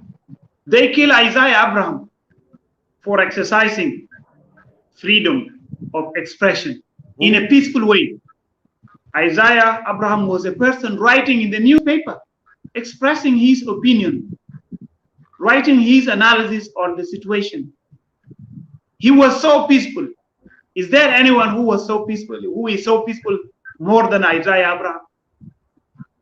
He did not vandalize anything, but yet they kill him. Those of Dong Samuel Luak, they were advocating for regime change. Those of Agri Idri, and then they kidnapped them and they brought them to Juba and killed them. It is this regime that is abusing freedoms of expressions and all kinds of freedom, all civil freedoms, civil rights are abused by this government. So, Mr. Minister, sir, what you are saying has no basis in the Constitution. It is your government that is practicing these illegal actions against our people. And for this, we are standing up to change this government. Today was the beginning. Today was the first step, and we shall continue because the struggle is ongoing. The struggle will continue. So this is what we can say to Mr. Minister of Information and Postal Service in the Republic of South Sudan. I expect my brother, Moses Makirikinjo, to join me because I talked to him before the show and we agreed that he would come here. I don't know whether he is busy or not. If he is listening to me, he should come and join us because he has good stuff to share with us today. Now, what I want to say, I want to talk about some journalists. And when I say I want to talk about some journalists, I specifically mean talking about Al-Watan newspaper. I am a reader. I'm a constant reader of Al-Watan newspaper. And the editor-in-chief of Al-Watan newspaper, their edition of today, what they wrote in their edition of today is very unfortunate because they describe those who are calling for revolution through demonstrations as empty barrels. They refer to them as empty barrel in Al-Watan newspaper. And they are actually a voice of the government of the Republic of South Sudan. And this one tells us clearly that Al-Watan newspaper is not an independent newspaper. It is a government newspaper and it is a voice for the government. Whatever they publish there is promoting this inept and this totalitarian regime to continue to repress our people and to kill our people. It is very unfortunate that Al-Watan newspaper decided to go to this direction. As we talk here, the editor-in-chief of this newspaper is under the sanction of the regime. Mm-hmm. He is sanctioned by the regime, by the media authority. And this media authority is a body that is run by the regime. Recently, some of our colleagues who are journalists have been appointed by the president, and they are now members of this. So media authority, those who are there are our colleagues. They are journalists, but it is a government body. Now, my brother Michael Real Christopher, who is the editor-in-chief of Al-Watan newspaper, has decided to use his newspaper as a voice for the government. Mm. But this is ironic. It is ironic in my personal view. Now, let me tell you the history of Al-Watan newspaper. And most of you might be aware of this. Mm. In 2018, this Al-Watan newspaper was founded in 2015. And then it was going on very well. It was talking about the rights of the people. It was concerned about the people. Mm-hmm. And then in the end of 2018, when an uprising happened in the Republic of Sudan, the editor-in-chief of the newspaper, my brother Michael Christopher, decided to encourage the Sudanese through his newspaper continue the uprising against al-Bashir. And the reasons why he stood with the Sudanese people is that it was the same regime that killed South Sudanese. And when the people of Sudan rise against al-Bashir, the editor-in-chief was so happy, and he was writing articles daily in his newspaper encouraging the Sudanese people to topple Omar al-Bashir. And when he was doing this, the Sudanese embassy in Juba went and talked to the government, and he was summoned by the security, and he was told not to continue to write about the Sudanese revolution, or else his newspaper was going to be shut down. And in fact, the newspaper was sometimes shut down by the security, and he was arrested for more than 1 month. And we expressed our solidarity. We stood with him as a citizen in the first place, not as a journalist. We stood with him in solidarity as a citizen, and we condemned the national security for arresting him. And Al-Watan newspaper is one of the newspapers, is the most censored newspaper in the Republic of South Sudan by the security apparatus. Mm-hmm. A week ago, the editor-in-chief was censored. Okay? They asked him to pay a very huge amount of money, which he cannot afford to pay. That one was meant to silence him, to sanction him. Mm-hmm. So the editor-in-chief of Al-Watan newspaper is actually under persecution of the regime. And now he is the one blowing the whistle against those who are calling for the regime change, against those who are advocating for the right of the people. And if the revolution succeeds, he would be the first beneficiary of this, from the new space, from the new environment that the revolution will create. So what happened to our brother, what our brother Michael Real Christopher is doing is not acceptable. And yes, Michael Christopher has received a lot of beating from the regime, and he might want to secure breaking. Yes, secure breathing. Yes, that's what he wants to do really. So this one is very unfortunate, and we call upon our brother to stand with the suffering people of South Sudan. He should not. I even saw him today, Brother John Cole, in a live video show, telling the people, when did this government become a bad government? Wow. He was asking this, and he was accusing those who have called for regime change as people who are encouraging chaos in the country. And I was surprised to see a journalist that is under the persecution of regime coming up and accusing those who are calling for change as people who are advocating for chaos. My brother Michael Real Christopher, we are fighting for you. We are fighting for the rights of your family. We are fighting for your brothers. We are fighting for all the citizens of the Republic of South Sudan. Absolutely. What we are doing here is not against you. It is even something that will support your rights to continue to do your work of journalism and be a successful journalist, a journalist that cannot be taken to prison because of writing an article in or because of publishing a piece of news that is unwanted by the government. So this is my call to my brother, Michael Real Christopher, in Al-Watan newspaper. I tell him, please, if you don't want to support the revolution, you better keep quiet. That would be the best option. I know you are under the siege and you want to get out from the siege by appeasing the government. But this is not acceptable because you are doing it at the expenses of your people. And this is not acceptable.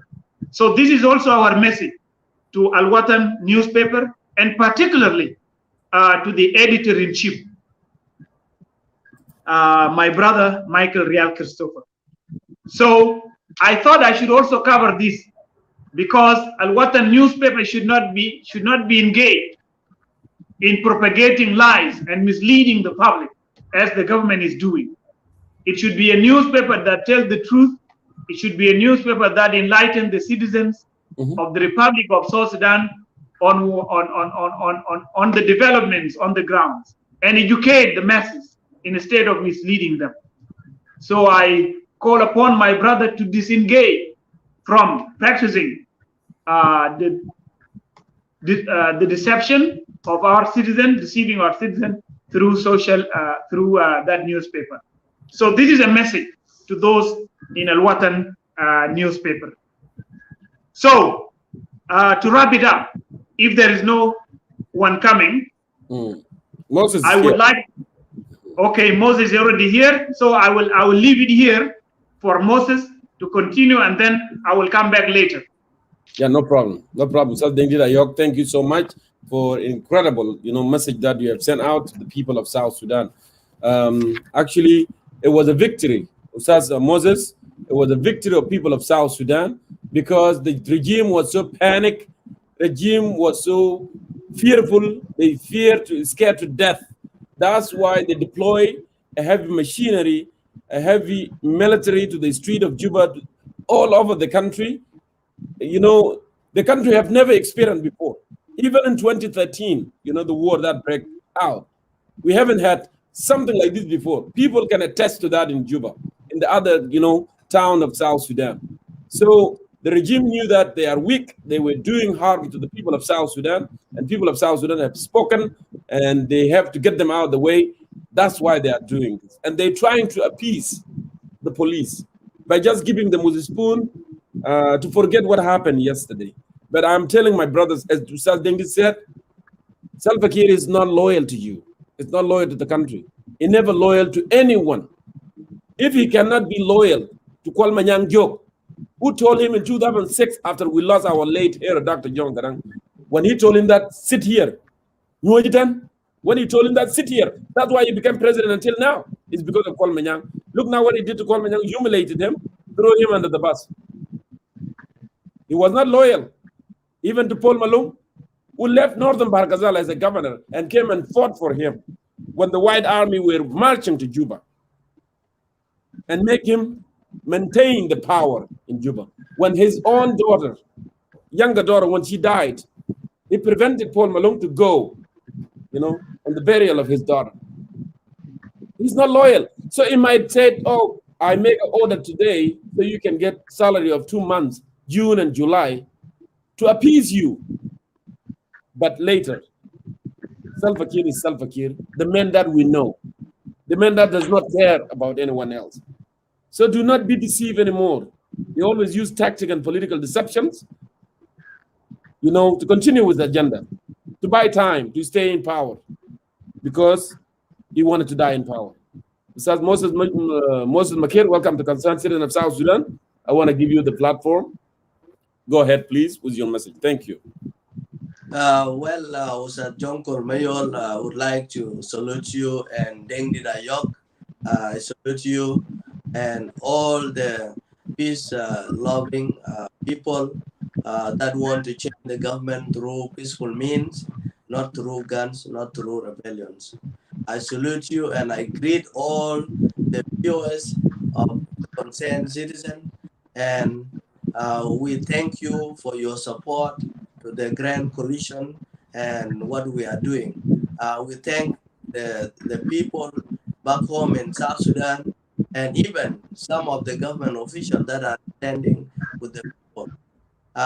This is a great day for us, and we can say that yes, we have not fully achieved our goals and objectives, but so far we can celebrate some sense of success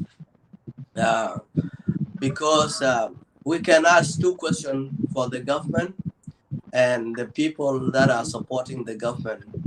How sustainable is it for the government to continue deploying the tanks and heavy army in Juba Street and other states? For how long will the government of Juba continue to deploy the tanks and the army on the street? Is it sustainable? It is not sustainable. So that is logic. Economically, it's not sustainable. Politically, it is not sustainable. So there is a proverb in Dinka, a liab that says, "Pinyamek abutuan." So all those tanks and the army, we can tell you, the government of President Kiir, we can tell you, "Pinyamek abutuan." They will all go, and the will of the people will prevail. Because what the people are asking for and are demanding for is enshrined in the Constitution in Article 2 and Article 4 and Article 24 and Article 25. As my brother Usad Dengi Dayok has referred to those articles. And we can all refer to the Constitution. Nobody can read the Constitution according to the lawyers or those who have studied the law, but we can refer to the Constitution. And the People Coalition and the National People Movement and the Red Card Movement and the United Citizens for Change, they have done a great job for the people of South Sudan. On that day, yesterday, instead of people fearing, it was the government that was fearing. Yes. So instead, people were sleeping nice and enjoying their day, snoring. But the government officials were not sleeping. Let me tell you, my fellow South Sudanese, they're anxious. They were panicked to the point that they beat themselves. No citizen was beaten yesterday. But I've been told from the ground that the army has beaten a lot of police and national security. They have beaten themselves alone. So this is a great fight. We have fought a good fight, as Paul said in the gospel. And we will continue to fight a good fight. I believe that Dengit has articulated some of the key achievements that we have achieved through this campaign for peaceful popular uprising. And I will add to the list of what we believe that we have achieved. We believe that the suffering people of South Sudan and the deprived citizens of South Sudan has achieved their national awakening. They are awakened yesterday without any bloodshed. There's no one that has been killed. So those who were saying that we are sending people to die, you have not heard in any report that there is a citizen that has been beaten. However, it was the government soldiers that were beating themselves. They were confused to the point that they did not know what to do. So some military intelligence has beaten a lot of police and national security. So they have to report it to President Kiir that we have a chaos in the organized forces. What can we do? Who should control Juba at night? Is it the military intelligence or is it the police, or is it the national security? So the dictator, President Kiir, has to come back to his sense. That is, soldiers are beating themselves instead of beating protests. And they are fighting for who should control, who should have the last decision or a last say in Juba. At the end, President Kiir did not trust General Akolkor and did not trust even the military intelligence. So, but he trusts the IGP, the Inspector General of Police, Majaga Kej Malok, and he said that in any case of disagreement, the police must have the final say. And that's why the IGP, and now that's why the IGP has come out today to tell the people of South Sudan, it is now okay for you to go out to work and to open the shop, because he has been given the full authority by President Kiir. And the national security were silenced, and the military intelligence were told not to beat the police. So they have beaten themselves properly, and we don't really care about that. What we care is our suffering people not to be beaten. We have achieved certain goals, not to the expectation of what we were expecting. But as you all know, that any political struggle for liberty and justice and equality and democracy is not an event. It is a process, as my brother Dengdit has alluded to it and referred to it also by Jonkor. It is not a process. What we are embarked in for the liberation of our people and to fight for democracy and justice is not going to happen overnight.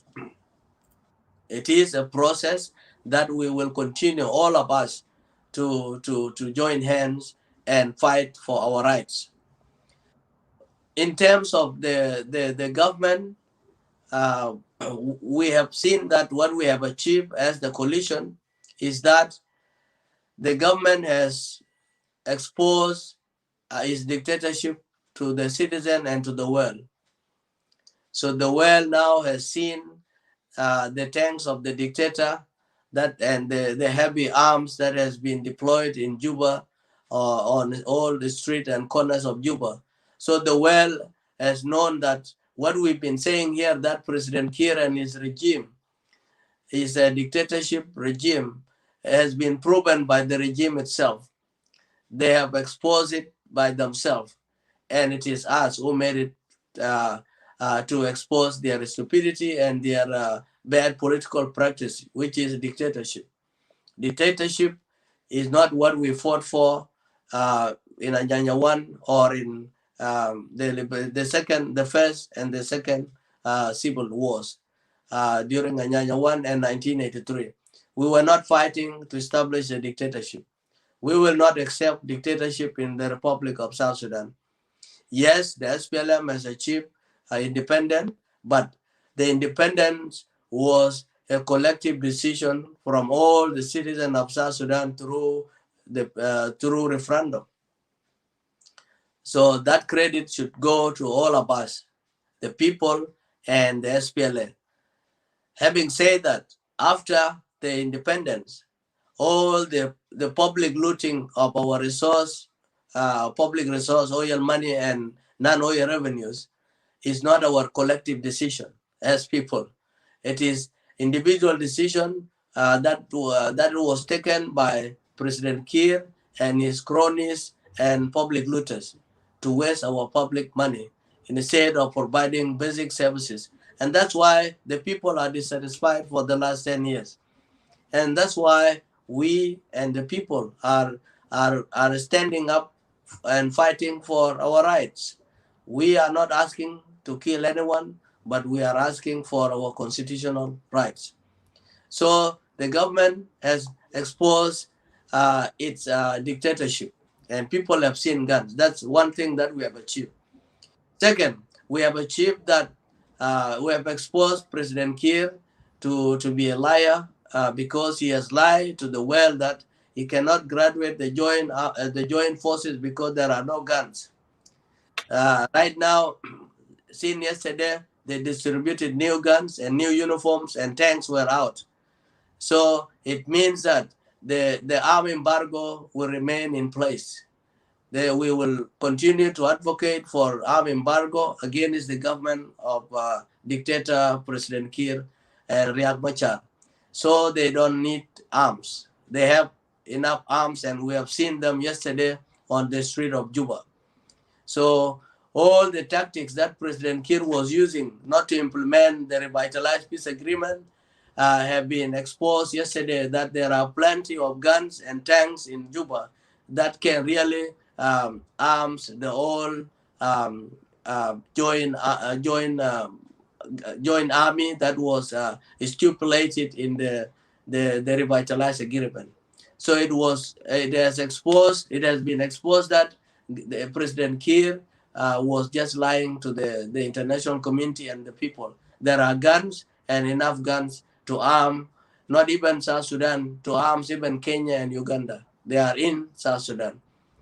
The third thing that has been achieved through our call for peaceful uprising is the fact that the Kenyan government and the Ugandan governments has informed their citizens that South Sudan is not a safe country. And they told them to stop the trucks in the border and not to enter to South Sudan. So it is a clear message and an insult, political insult to President Kiir, that you are running a country that is not safe for our own Kenyan citizen and Ugandan citizen. So the message is clear, and that will put an end to this reliance on Kenyans and Ugandans as their advisors in G1. Now the Kenyans are thinking twice how to take out all their citizens from Juba. And Yoweri Museveni has given advice to his business people that you will not be covered. If anything happened to you, you must come back to Uganda. The fourth thing that we have achieved is that we have proven to the people of South Sudan and the government of South Sudan that importing goods from Kenya and Uganda to survive on is not sustainable. Like now, things have stopped coming from Uganda to Juba markets, and the prices are going up. All the few goods that are in Konyo Konyo and Custom and Suglibia and around shops will be finished in Juba and in other states, and there is less supply that is going to come. So it will expose that the government is not going to be happy in Juba, because all the chicken that they want in hotels and the meat they want and bananas will not come from Uganda, as we are continuing with the campaign for peaceful and popular uprising. The Kenyan will not come, the Ugandans will not bring foods. So it is good for the government to think. And we ask them actually not to come because it is for their safety, not to come to South Sudan at this time. Yeah. And it's good for Ustaz or Molana Makwelwe to campaign for agriculture instead of wasting his time and, oppressing and accusing people who are speaking in the media in diaspora. If I could ask Honorable Makwelwe, where was the SPLA radio? Was it in Sudan? The SPLA radio was in Ethiopia, in diaspora. Yes. When the SPLA was those of Yasser Rahman and Samson Kwaji and other veterans and heroes, when they were in the radio of SPLA radio. If some people don't know radio SPLA, but we used to hear it in Khartoum and in Wow. I was in Wow that time.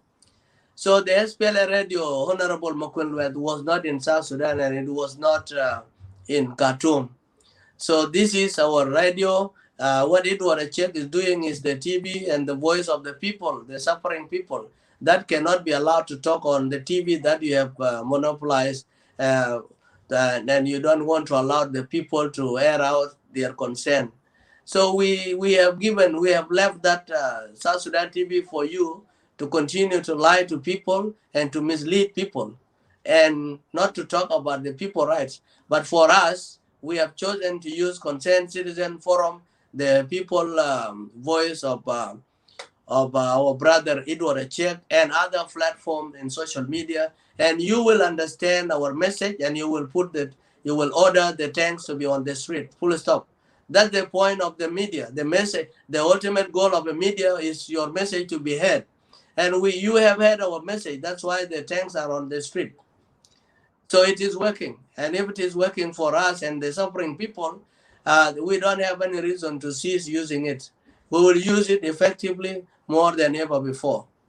So that's what we can say to Honorable Makwelwet. We ask him to stand with the people, not to stand with the killers. The other achievement that we have achieved through this call for peaceful popular uprising is the fact that the world has seen the government of South Sudan is intention. That the government of South Sudan does not want democracy. They are lying to the world that they want democracy. But democracy starts with the talking, not voting. Yes. Democracy starts with people campaigning, talking, and without restriction. So if you cannot allow the citizen to air out their demands and to go and speak peacefully, then you have no political will to be a democratic state. And it is clear that President Kiir is establishing dictatorship, and that's why the SPLM is now divided. Kwal Manyang, Wenakot, Honorable Dr. James Waniga, they were humiliated in the SPLM house when they were nominating for the acting Secretary General of the SPLM. So all the political bureau members and the National Liberation Council members, all of them, the 24 members, were humiliated by President Kiir because President Kiir told them to appoint the acting Secretary General. And when Nyal Deng Nyal raised up and nominated General Kwal Manyang, it was seconded by Jemanunu, and it also was seconded by James Waniga, and it was seconded by Wenakot. And then President Kiir looked at them with his head and say, should I not, do I have right to nominate? Then they told him, you nominate. He said, I want Peter Lam to be the acting secretary. So he does not want democracy. He imposed his own choice on the people within the SPLM. So for some less understanding supporters of the government that are listening here and outside there, I'm sorry to disrupt you, not only democracy, it's because Kwal Manyang is going to give him a headache. Kwal Manyang is going to say, hey, let's go to the party. If we want to make decision, let's make a decision here. But President Kiir has hijacked everything for a very long time. He's ruling with his colleagues who are not even a member of SPLM, you know? And that's why he needs somebody to be loyal to him, somebody to be used like he have used many and many, and he spit them out like a tobacco. That is no longer spicy.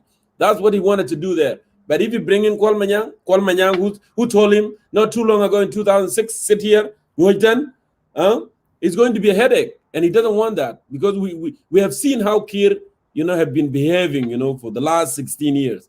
That's what it is. It's not just about democracy. It's about just, I agree with you, Sir Jonkor. Yes, that is his tactic. Abraham Awoli just told us last week when I was talking with him, we were talking in Aliap community media. He said that the tactic that President Kiir used, he want to use people who don't have support. If he appointed Kwal Manyang, if he agreed for Kwal Manyang to be the acting Secretary General of SPLM, Kwal Manyang has supporters and has a base. Kwal Manyang can call emergency meeting and call for a change within the party. But he wants somebody who has no base and no supporters within the party. So that person can be vulnerable to challenge President Kiir. That's why he chose Peter Lam, because Peter Lam cannot challenge Kiir, because Peter Lam will be loyal to President Kiir because he will survive because of Kiir, because nobody has nominated him and nobody has seconded his nomination. So the president that does not want democracy within the SPLM party, the ruling party. So my people, you have seen the nature of our president. And that's why we say that President Kiir must go. Not because we hate him. We don't hate President Kiir as a human being. We don't hate Riek Machar as a human being. But we hate and we are against and fighting against their bad political practices, such as dictatorship and authoritarians and public looting, and creating the politics of ethnic division among our people. The other point that we believe as the grand coalition that we have achieved through this call for peaceful popular uprising is the fact that our people, the citizens, are now united more than ever before. Instead of us, UCC, that were on the front line and Edward Achek alone, we are not no longer divided or campaigning pragmatically or individually.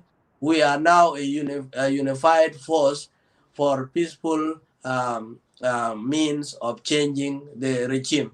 So that is an achievement in my perspective and in our perspective in the Grand Coalition, because from now onward, we are going to have a one voice, one coordination core units. We'll have one media and communication unit. We'll have resource mobilization unit. That is one. We will have external engagement unit. That is one. We will have a strategy unit that will have a strategy for the next transitional period if we succeeded to force President Kiir and his public looters to leave. So we are winning, and we are saying that it is a beginning. And I would like to end my contribution with a quote from Henry Ford that said that coming together is a beginning, and keeping together is a progress, and working together is a success. So we, the coalition, we have come together and we will work together, and we believe the next tanks will be more than that, and the government will waste all its money on employing the tanks and employing soldiers. And we believe, to just for a joke and to make people laugh a little bit, is that we believe some national security and police have eaten chicken yesterday because of us, because they have been given some money. They haven't eaten chicken and meat for a long time, but because we have campaigned, now some of them have eaten chicken, and some of them even are enjoying some beers, and some of them are even going home with something for the kids. Keys. Yeah. So in the keys, yeah. It is good. It is working. It is working for both of us. That's why next time when we call, next month we call for another popular uprising, because it is not going to end until all our demands are met. You will not kill our people, because you will know that's the day you are going to eat more chickens and more meat. Otherwise, Kiir will keep you not to have anything to eat until there is a threat. And if there is a threat, then you will eat. So is it sustainable for you to live your life in such a way? That's my question to the National Police and to the military intelligence and to the MI. Is it sustainable for you to get money whenever there is a protest, so you can eat and your children can have clean water that you can buy from Ethiopian? It is not sustainable. What we are saying here is more sustainable.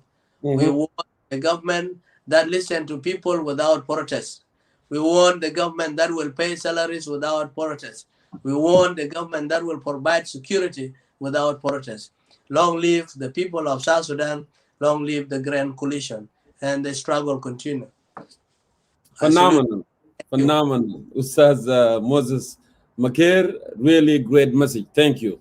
And thank you. Yes, long live the Republic of South Sudan. Long live the Grand Coalition. Ustaz Dengit, I'm back to you. President Kiir, sometimes when he was asked by Peter Berg of the BBC about the social media, said South Sudanese are not happy. That's why they are raising their concern in social media. He said they are rubbish. You remember I recall. He called us rubbish, you know. Now, how would someone like Makwelu say that these are non-people?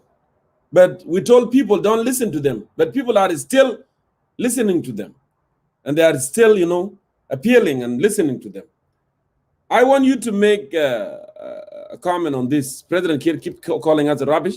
Why would he fear from the rubbish? And why would people, if you really government of the people and for the people, why people are listening to a none? These are your citizens. These are the people that you are president. Why are they listening to a none? Because you say you don't know Kwelagur, and you know them. You don't know Abraham Awuli. You don't know Raja Mohandis. You don't know Dengida York. You don't know Woldeng Attack. You don't know all this, right? Why the citizen listen to Annan instead of listening to you? Because you are the government of the time and you are there with them. Why would they listen if they don't see any hope from these people? If they don't see anything that will change this country? I want you, Sir Dengit, you know, your take on this. Go ahead. You are muted. Sorry. Well, okay. I would say that social media is a platform where the people of South Sudan come to express themselves, to exercise freedom of expression. And President Kiir did not find a correct adjective then to describe the South Sudanese who are active on social media. And so he used the adjective rubbish.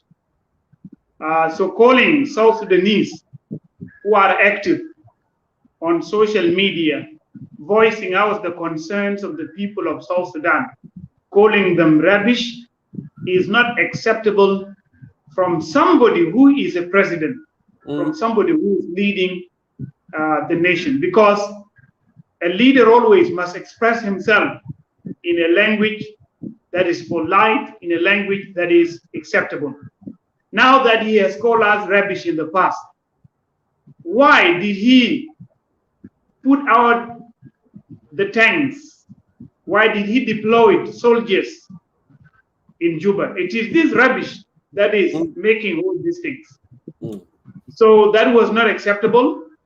And through this National Awakening Day, the people of South Sudan has seen that whoever is active on social media cannot be described as rubbish, as President Kiir did 3 years or 2 years and 2 years or so ago. So this is not acceptable, and he should have apologized. He should have apologized to the people of South Sudan for using that adjective. It is inappropriate from the president. Yes, I would like to conclude my message to the people of South Sudan. And to conclude, I would like to say that the National Awakening Day has relatively succeeded, and it has achieved political and economic objectives, which I explained earlier. Yes. Now, to those who are talking that this August 30th day of the National Awakening did not bring any results or solutions, we tell them that this is not an end. It has not ended. And I say to them that August 30th, 2021 is not an end, but a beginning of a long and beautiful journey toward freedom and change in the Republic of South Sudan. I can say to them that the message has gone down to all our citizens, the message of change, and it is accepted wholeheartedly by every citizen. And the seeds of uprisings and change are already planted in the hearts of the people of South Sudan. And as we talk here, the seeds of change are germinating, and they will yield fruits very soon. I say that the country is witnessing a great political awakening that has never happened in its history. And the people of South Sudan are determined They are politically conscious. Last week, I recommended a book to all people who can read about political consciousness of the people of South Sudan. And the book is here. I show it to you. Those who would like to read the book, you can read it. The title of the book is very clear. The book is called The Genesis of Political Consciousness in South Sudan. It is written by Arop Madud Arop, a veteran journalist and a member of parliament. The book is already on Amazon. For those in the United Kingdom, they can afford to buy it because the book was published in the United Kingdom. Those who are far away, they can request it. So I still recommend that you read this book. It is a very important book. Yes. The people of South Sudan are political conscious enough, and they have now risen up, and they will make change in the Republic of South Sudan. This revolution will be concluded. It would be led to its logical conclusion, which is the removal of President Salva Kiir Mayardit and Riek Machar from power, and a new government will be in place. A new government that will provide services to the people of South Sudan. A new government that will bring peace and security and keep the stability of our nation. A new government that will turn the Republic of South Sudan into an economic zone where our human resources would be used for building the country rather than using them for killing themselves or in the endless wars of the SPLM, SPLA, and the regime that is led by President Salva Kiir Mayardit.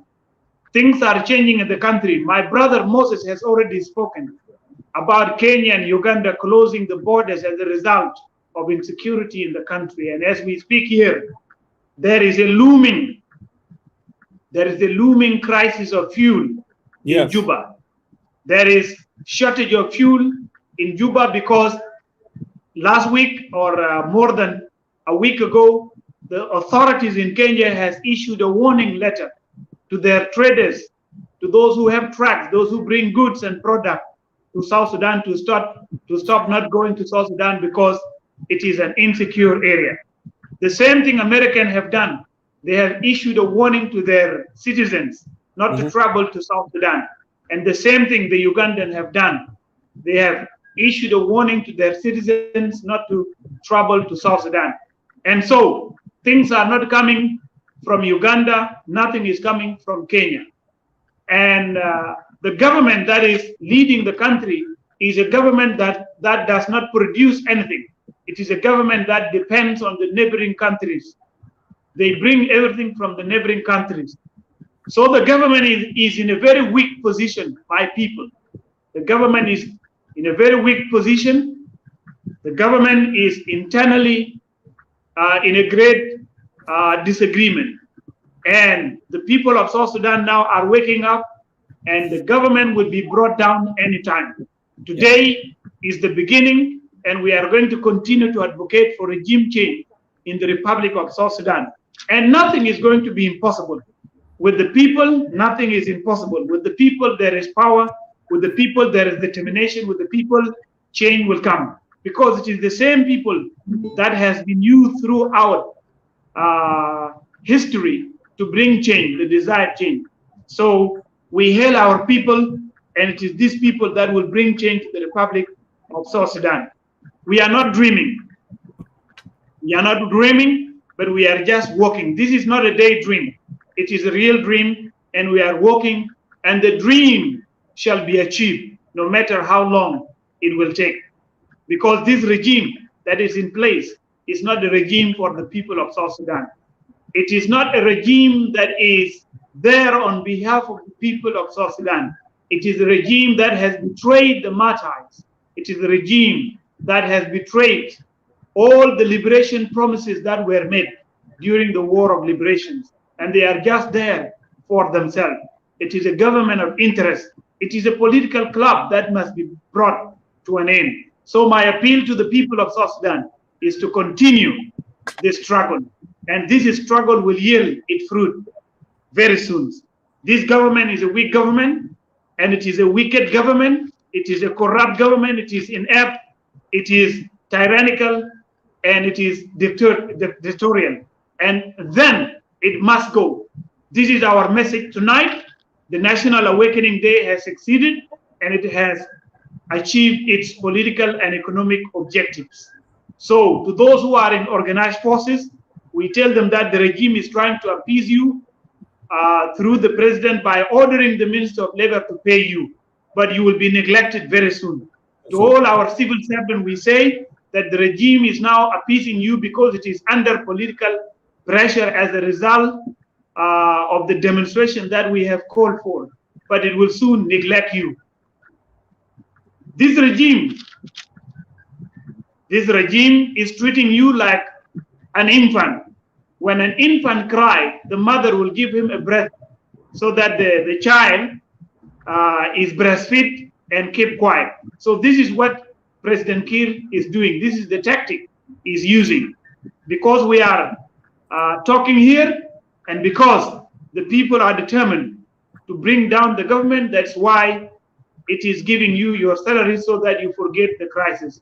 But soon as you secure his throne, you would be neglected in the next 2 months, in the next 3 months, the next 6 months, and you will go, the thing will turn back, okay? It will turn business as usual. And I assure you, you will see this. But we are not going to be silent. We will continue to do our work, and change is our mission, and then this government would be changed. Thank you very much. The people shall prevail. Thank you. Thank you, Sas Dengdirayok, always with a great message. Our people are in it, and we are in it together till to the end. We began. This is the good beginning, and we will not surrender.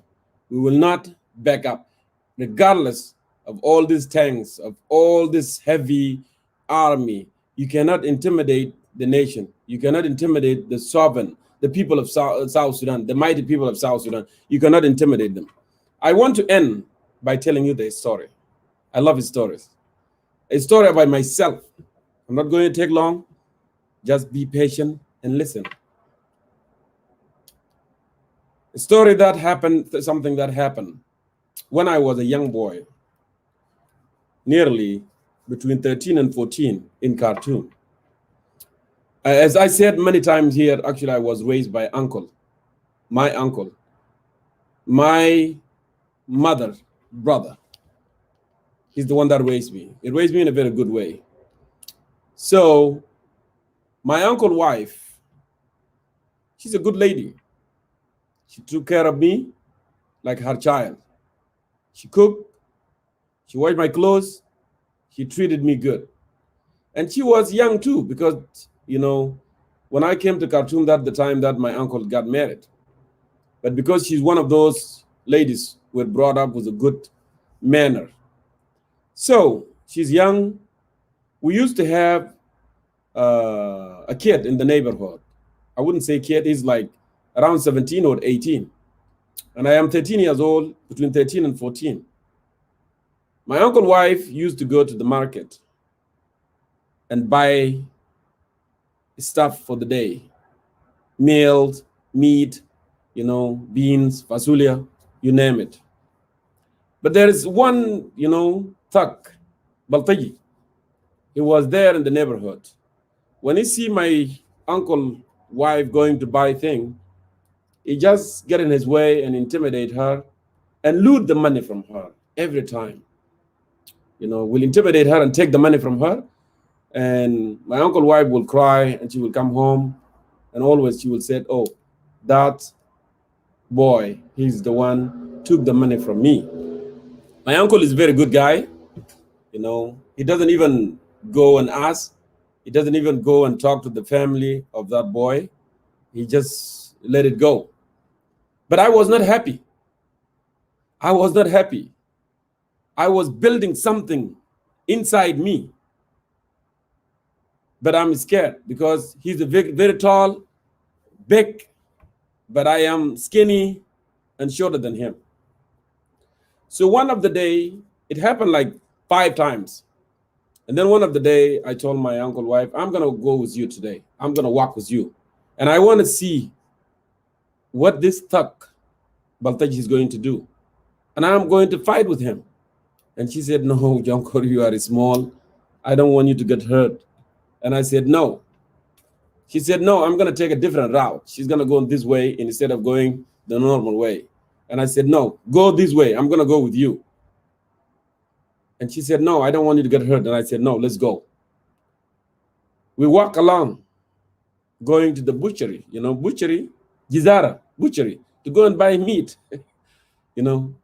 So before we got to the corner of the butchery, that thug guy, he came and he started intimidating. And first of all, what he did, he started intimidating me just to install fear on me, to make me, afraid, so I can let alone, my uncle's wife. And then from there, he can get the money and run away like he used to do. But I tell myself, I'm not going to let it go this time. It won't happen. It won't happen. This is like a mother to me. She's like a sister to me. And she's the one taking care of us. I will fight. A good fight. I will fight for our right. So my uncle's wife can go and get this, and then we will be fed at home. So I told him, stop. And he's not stopping. And I said, stop. And then he came and grabbed me by the arm, and he tried to twist my arm. And actually, in reality, I hold him and I twist his arm harder and harder. Actually, the guy was so weak. When I twisted, the guy kneeled down. And then what I did, I just kicked him. Guess what happened? He lost his 2 teeth in front here. And he was crying. He's 18 years old, and I'm between 13 and 14. So that was the end. From that day, he never attempted to rob my uncle's wife. He never attempted. We went back home, and I was so happy. This is a story, something real happened to me. The reason I'm telling you this, my fellow citizens, South Sudanese tonight, fear can be cultivated in you. And sometimes you may not know it. Someone may cultivate fear on you, and you will start fearing from everything. Someone can say something, and you just, oh no, this is what's going to happen to me. I will not be able to do it because I'm smaller. I don't have ability.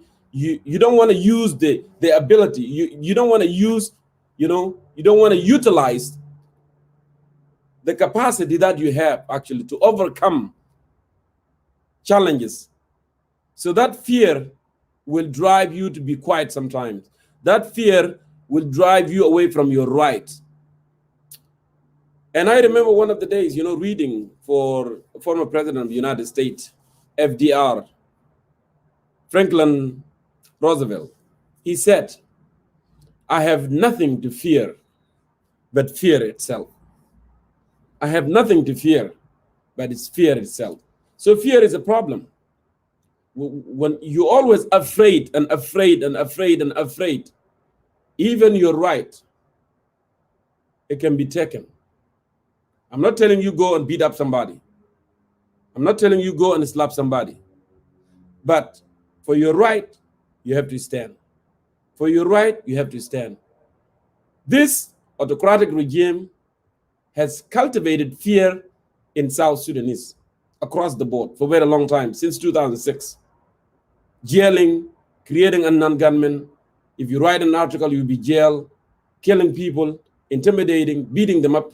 The reason behind this is to make you fear that they are mighty, that they are the power, and you are nothing. But soon you allow that to happen, and you continue to allow that to happen, it would be very difficult to overcome that. And that's why I want to tell you tonight, this revolution is to liberate yourself from fear, to liberate yourself from that fear. President Salva Kiir, cultivate in you, in your relative, in your brother, in your sister, in your uncle. You want to liberate yourself and stand as a man and stand as a woman and say enough is enough. This is mine. This is my right. I have to speak up. I have to go out there. I have nothing to fear by fear itself. And that's why we must liberate our mind. You must liberate your mind. You must stand up for your right. National Day of Awakening, we succeeded. Look how they panic. They brought tanks. They brought the army, MI, national security, you name it. Because they knew we are the power.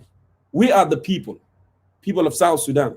We are not just collection of tribes, Shuluk, Nuer, Nyak, Dinka. We are not. We are people of common purpose. We are people of South Sudan, the same people that work together for liberation, not to be marginalized, not to be second-class citizens. We are the same people. So I'm asking you tonight to put fear aside, not to be fearing from this regime, but to stand up for your right, to stand up and say enough is enough. We have seen enough. We have lost so many lives, unnecessarily death. They created war. They looted. Because of them, we have so many diseases that are curable, but because they are not allowing such a thing to happen. So my dear brothers and sisters, I'm asking you tonight to hold on and be strong. Good thing come to those who wait. Don't let it go. We are winning together, and we will defeat this regime, and South Sudan will be a desirable country to live. South Sudan is going to be a good country, a country that you are proud of, and we will be proud of forever and ever. Thank you so much for watching. This is the new beginning, and we will do this together. No fear, no fear, and no fear. And tell yourself why I'm always fearing. Don't fear. You are the power of the country. Keep that in your mind. Thank you, and have a lovely night. We will continue.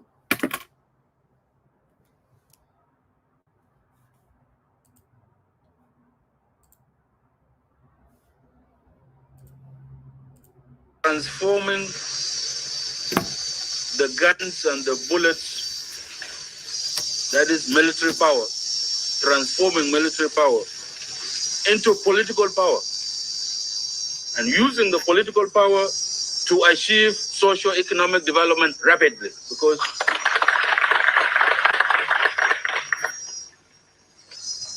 there is no meaning of revolution unless it makes our people happy. Unless the masses of our people, as a result, become prosperous, they go ahead, they advance, they get shelter, they get food, they get clean drinking water, they get education, they get health services. Unless we provide this to our people, unless the revolution provides this to our people, then the people would prefer a government of the NIF that provides salt to a government of the SPLA that does not provide salt. This is simple arithmetic. If the SPLA cannot deliver anything, and we just shout revolution, and the cattle of the people are not vaccinated, their children are not vaccinated, there is nothing to eat. There are no basic necessities of life. Mafi gumash soup, mafi ibra, mafi moose. The barest minimum of things are not available. Then the people will drive us into the sea. Even though there is no sea here, they will find a sea to drive us. Because we have no other choice. Here you have it.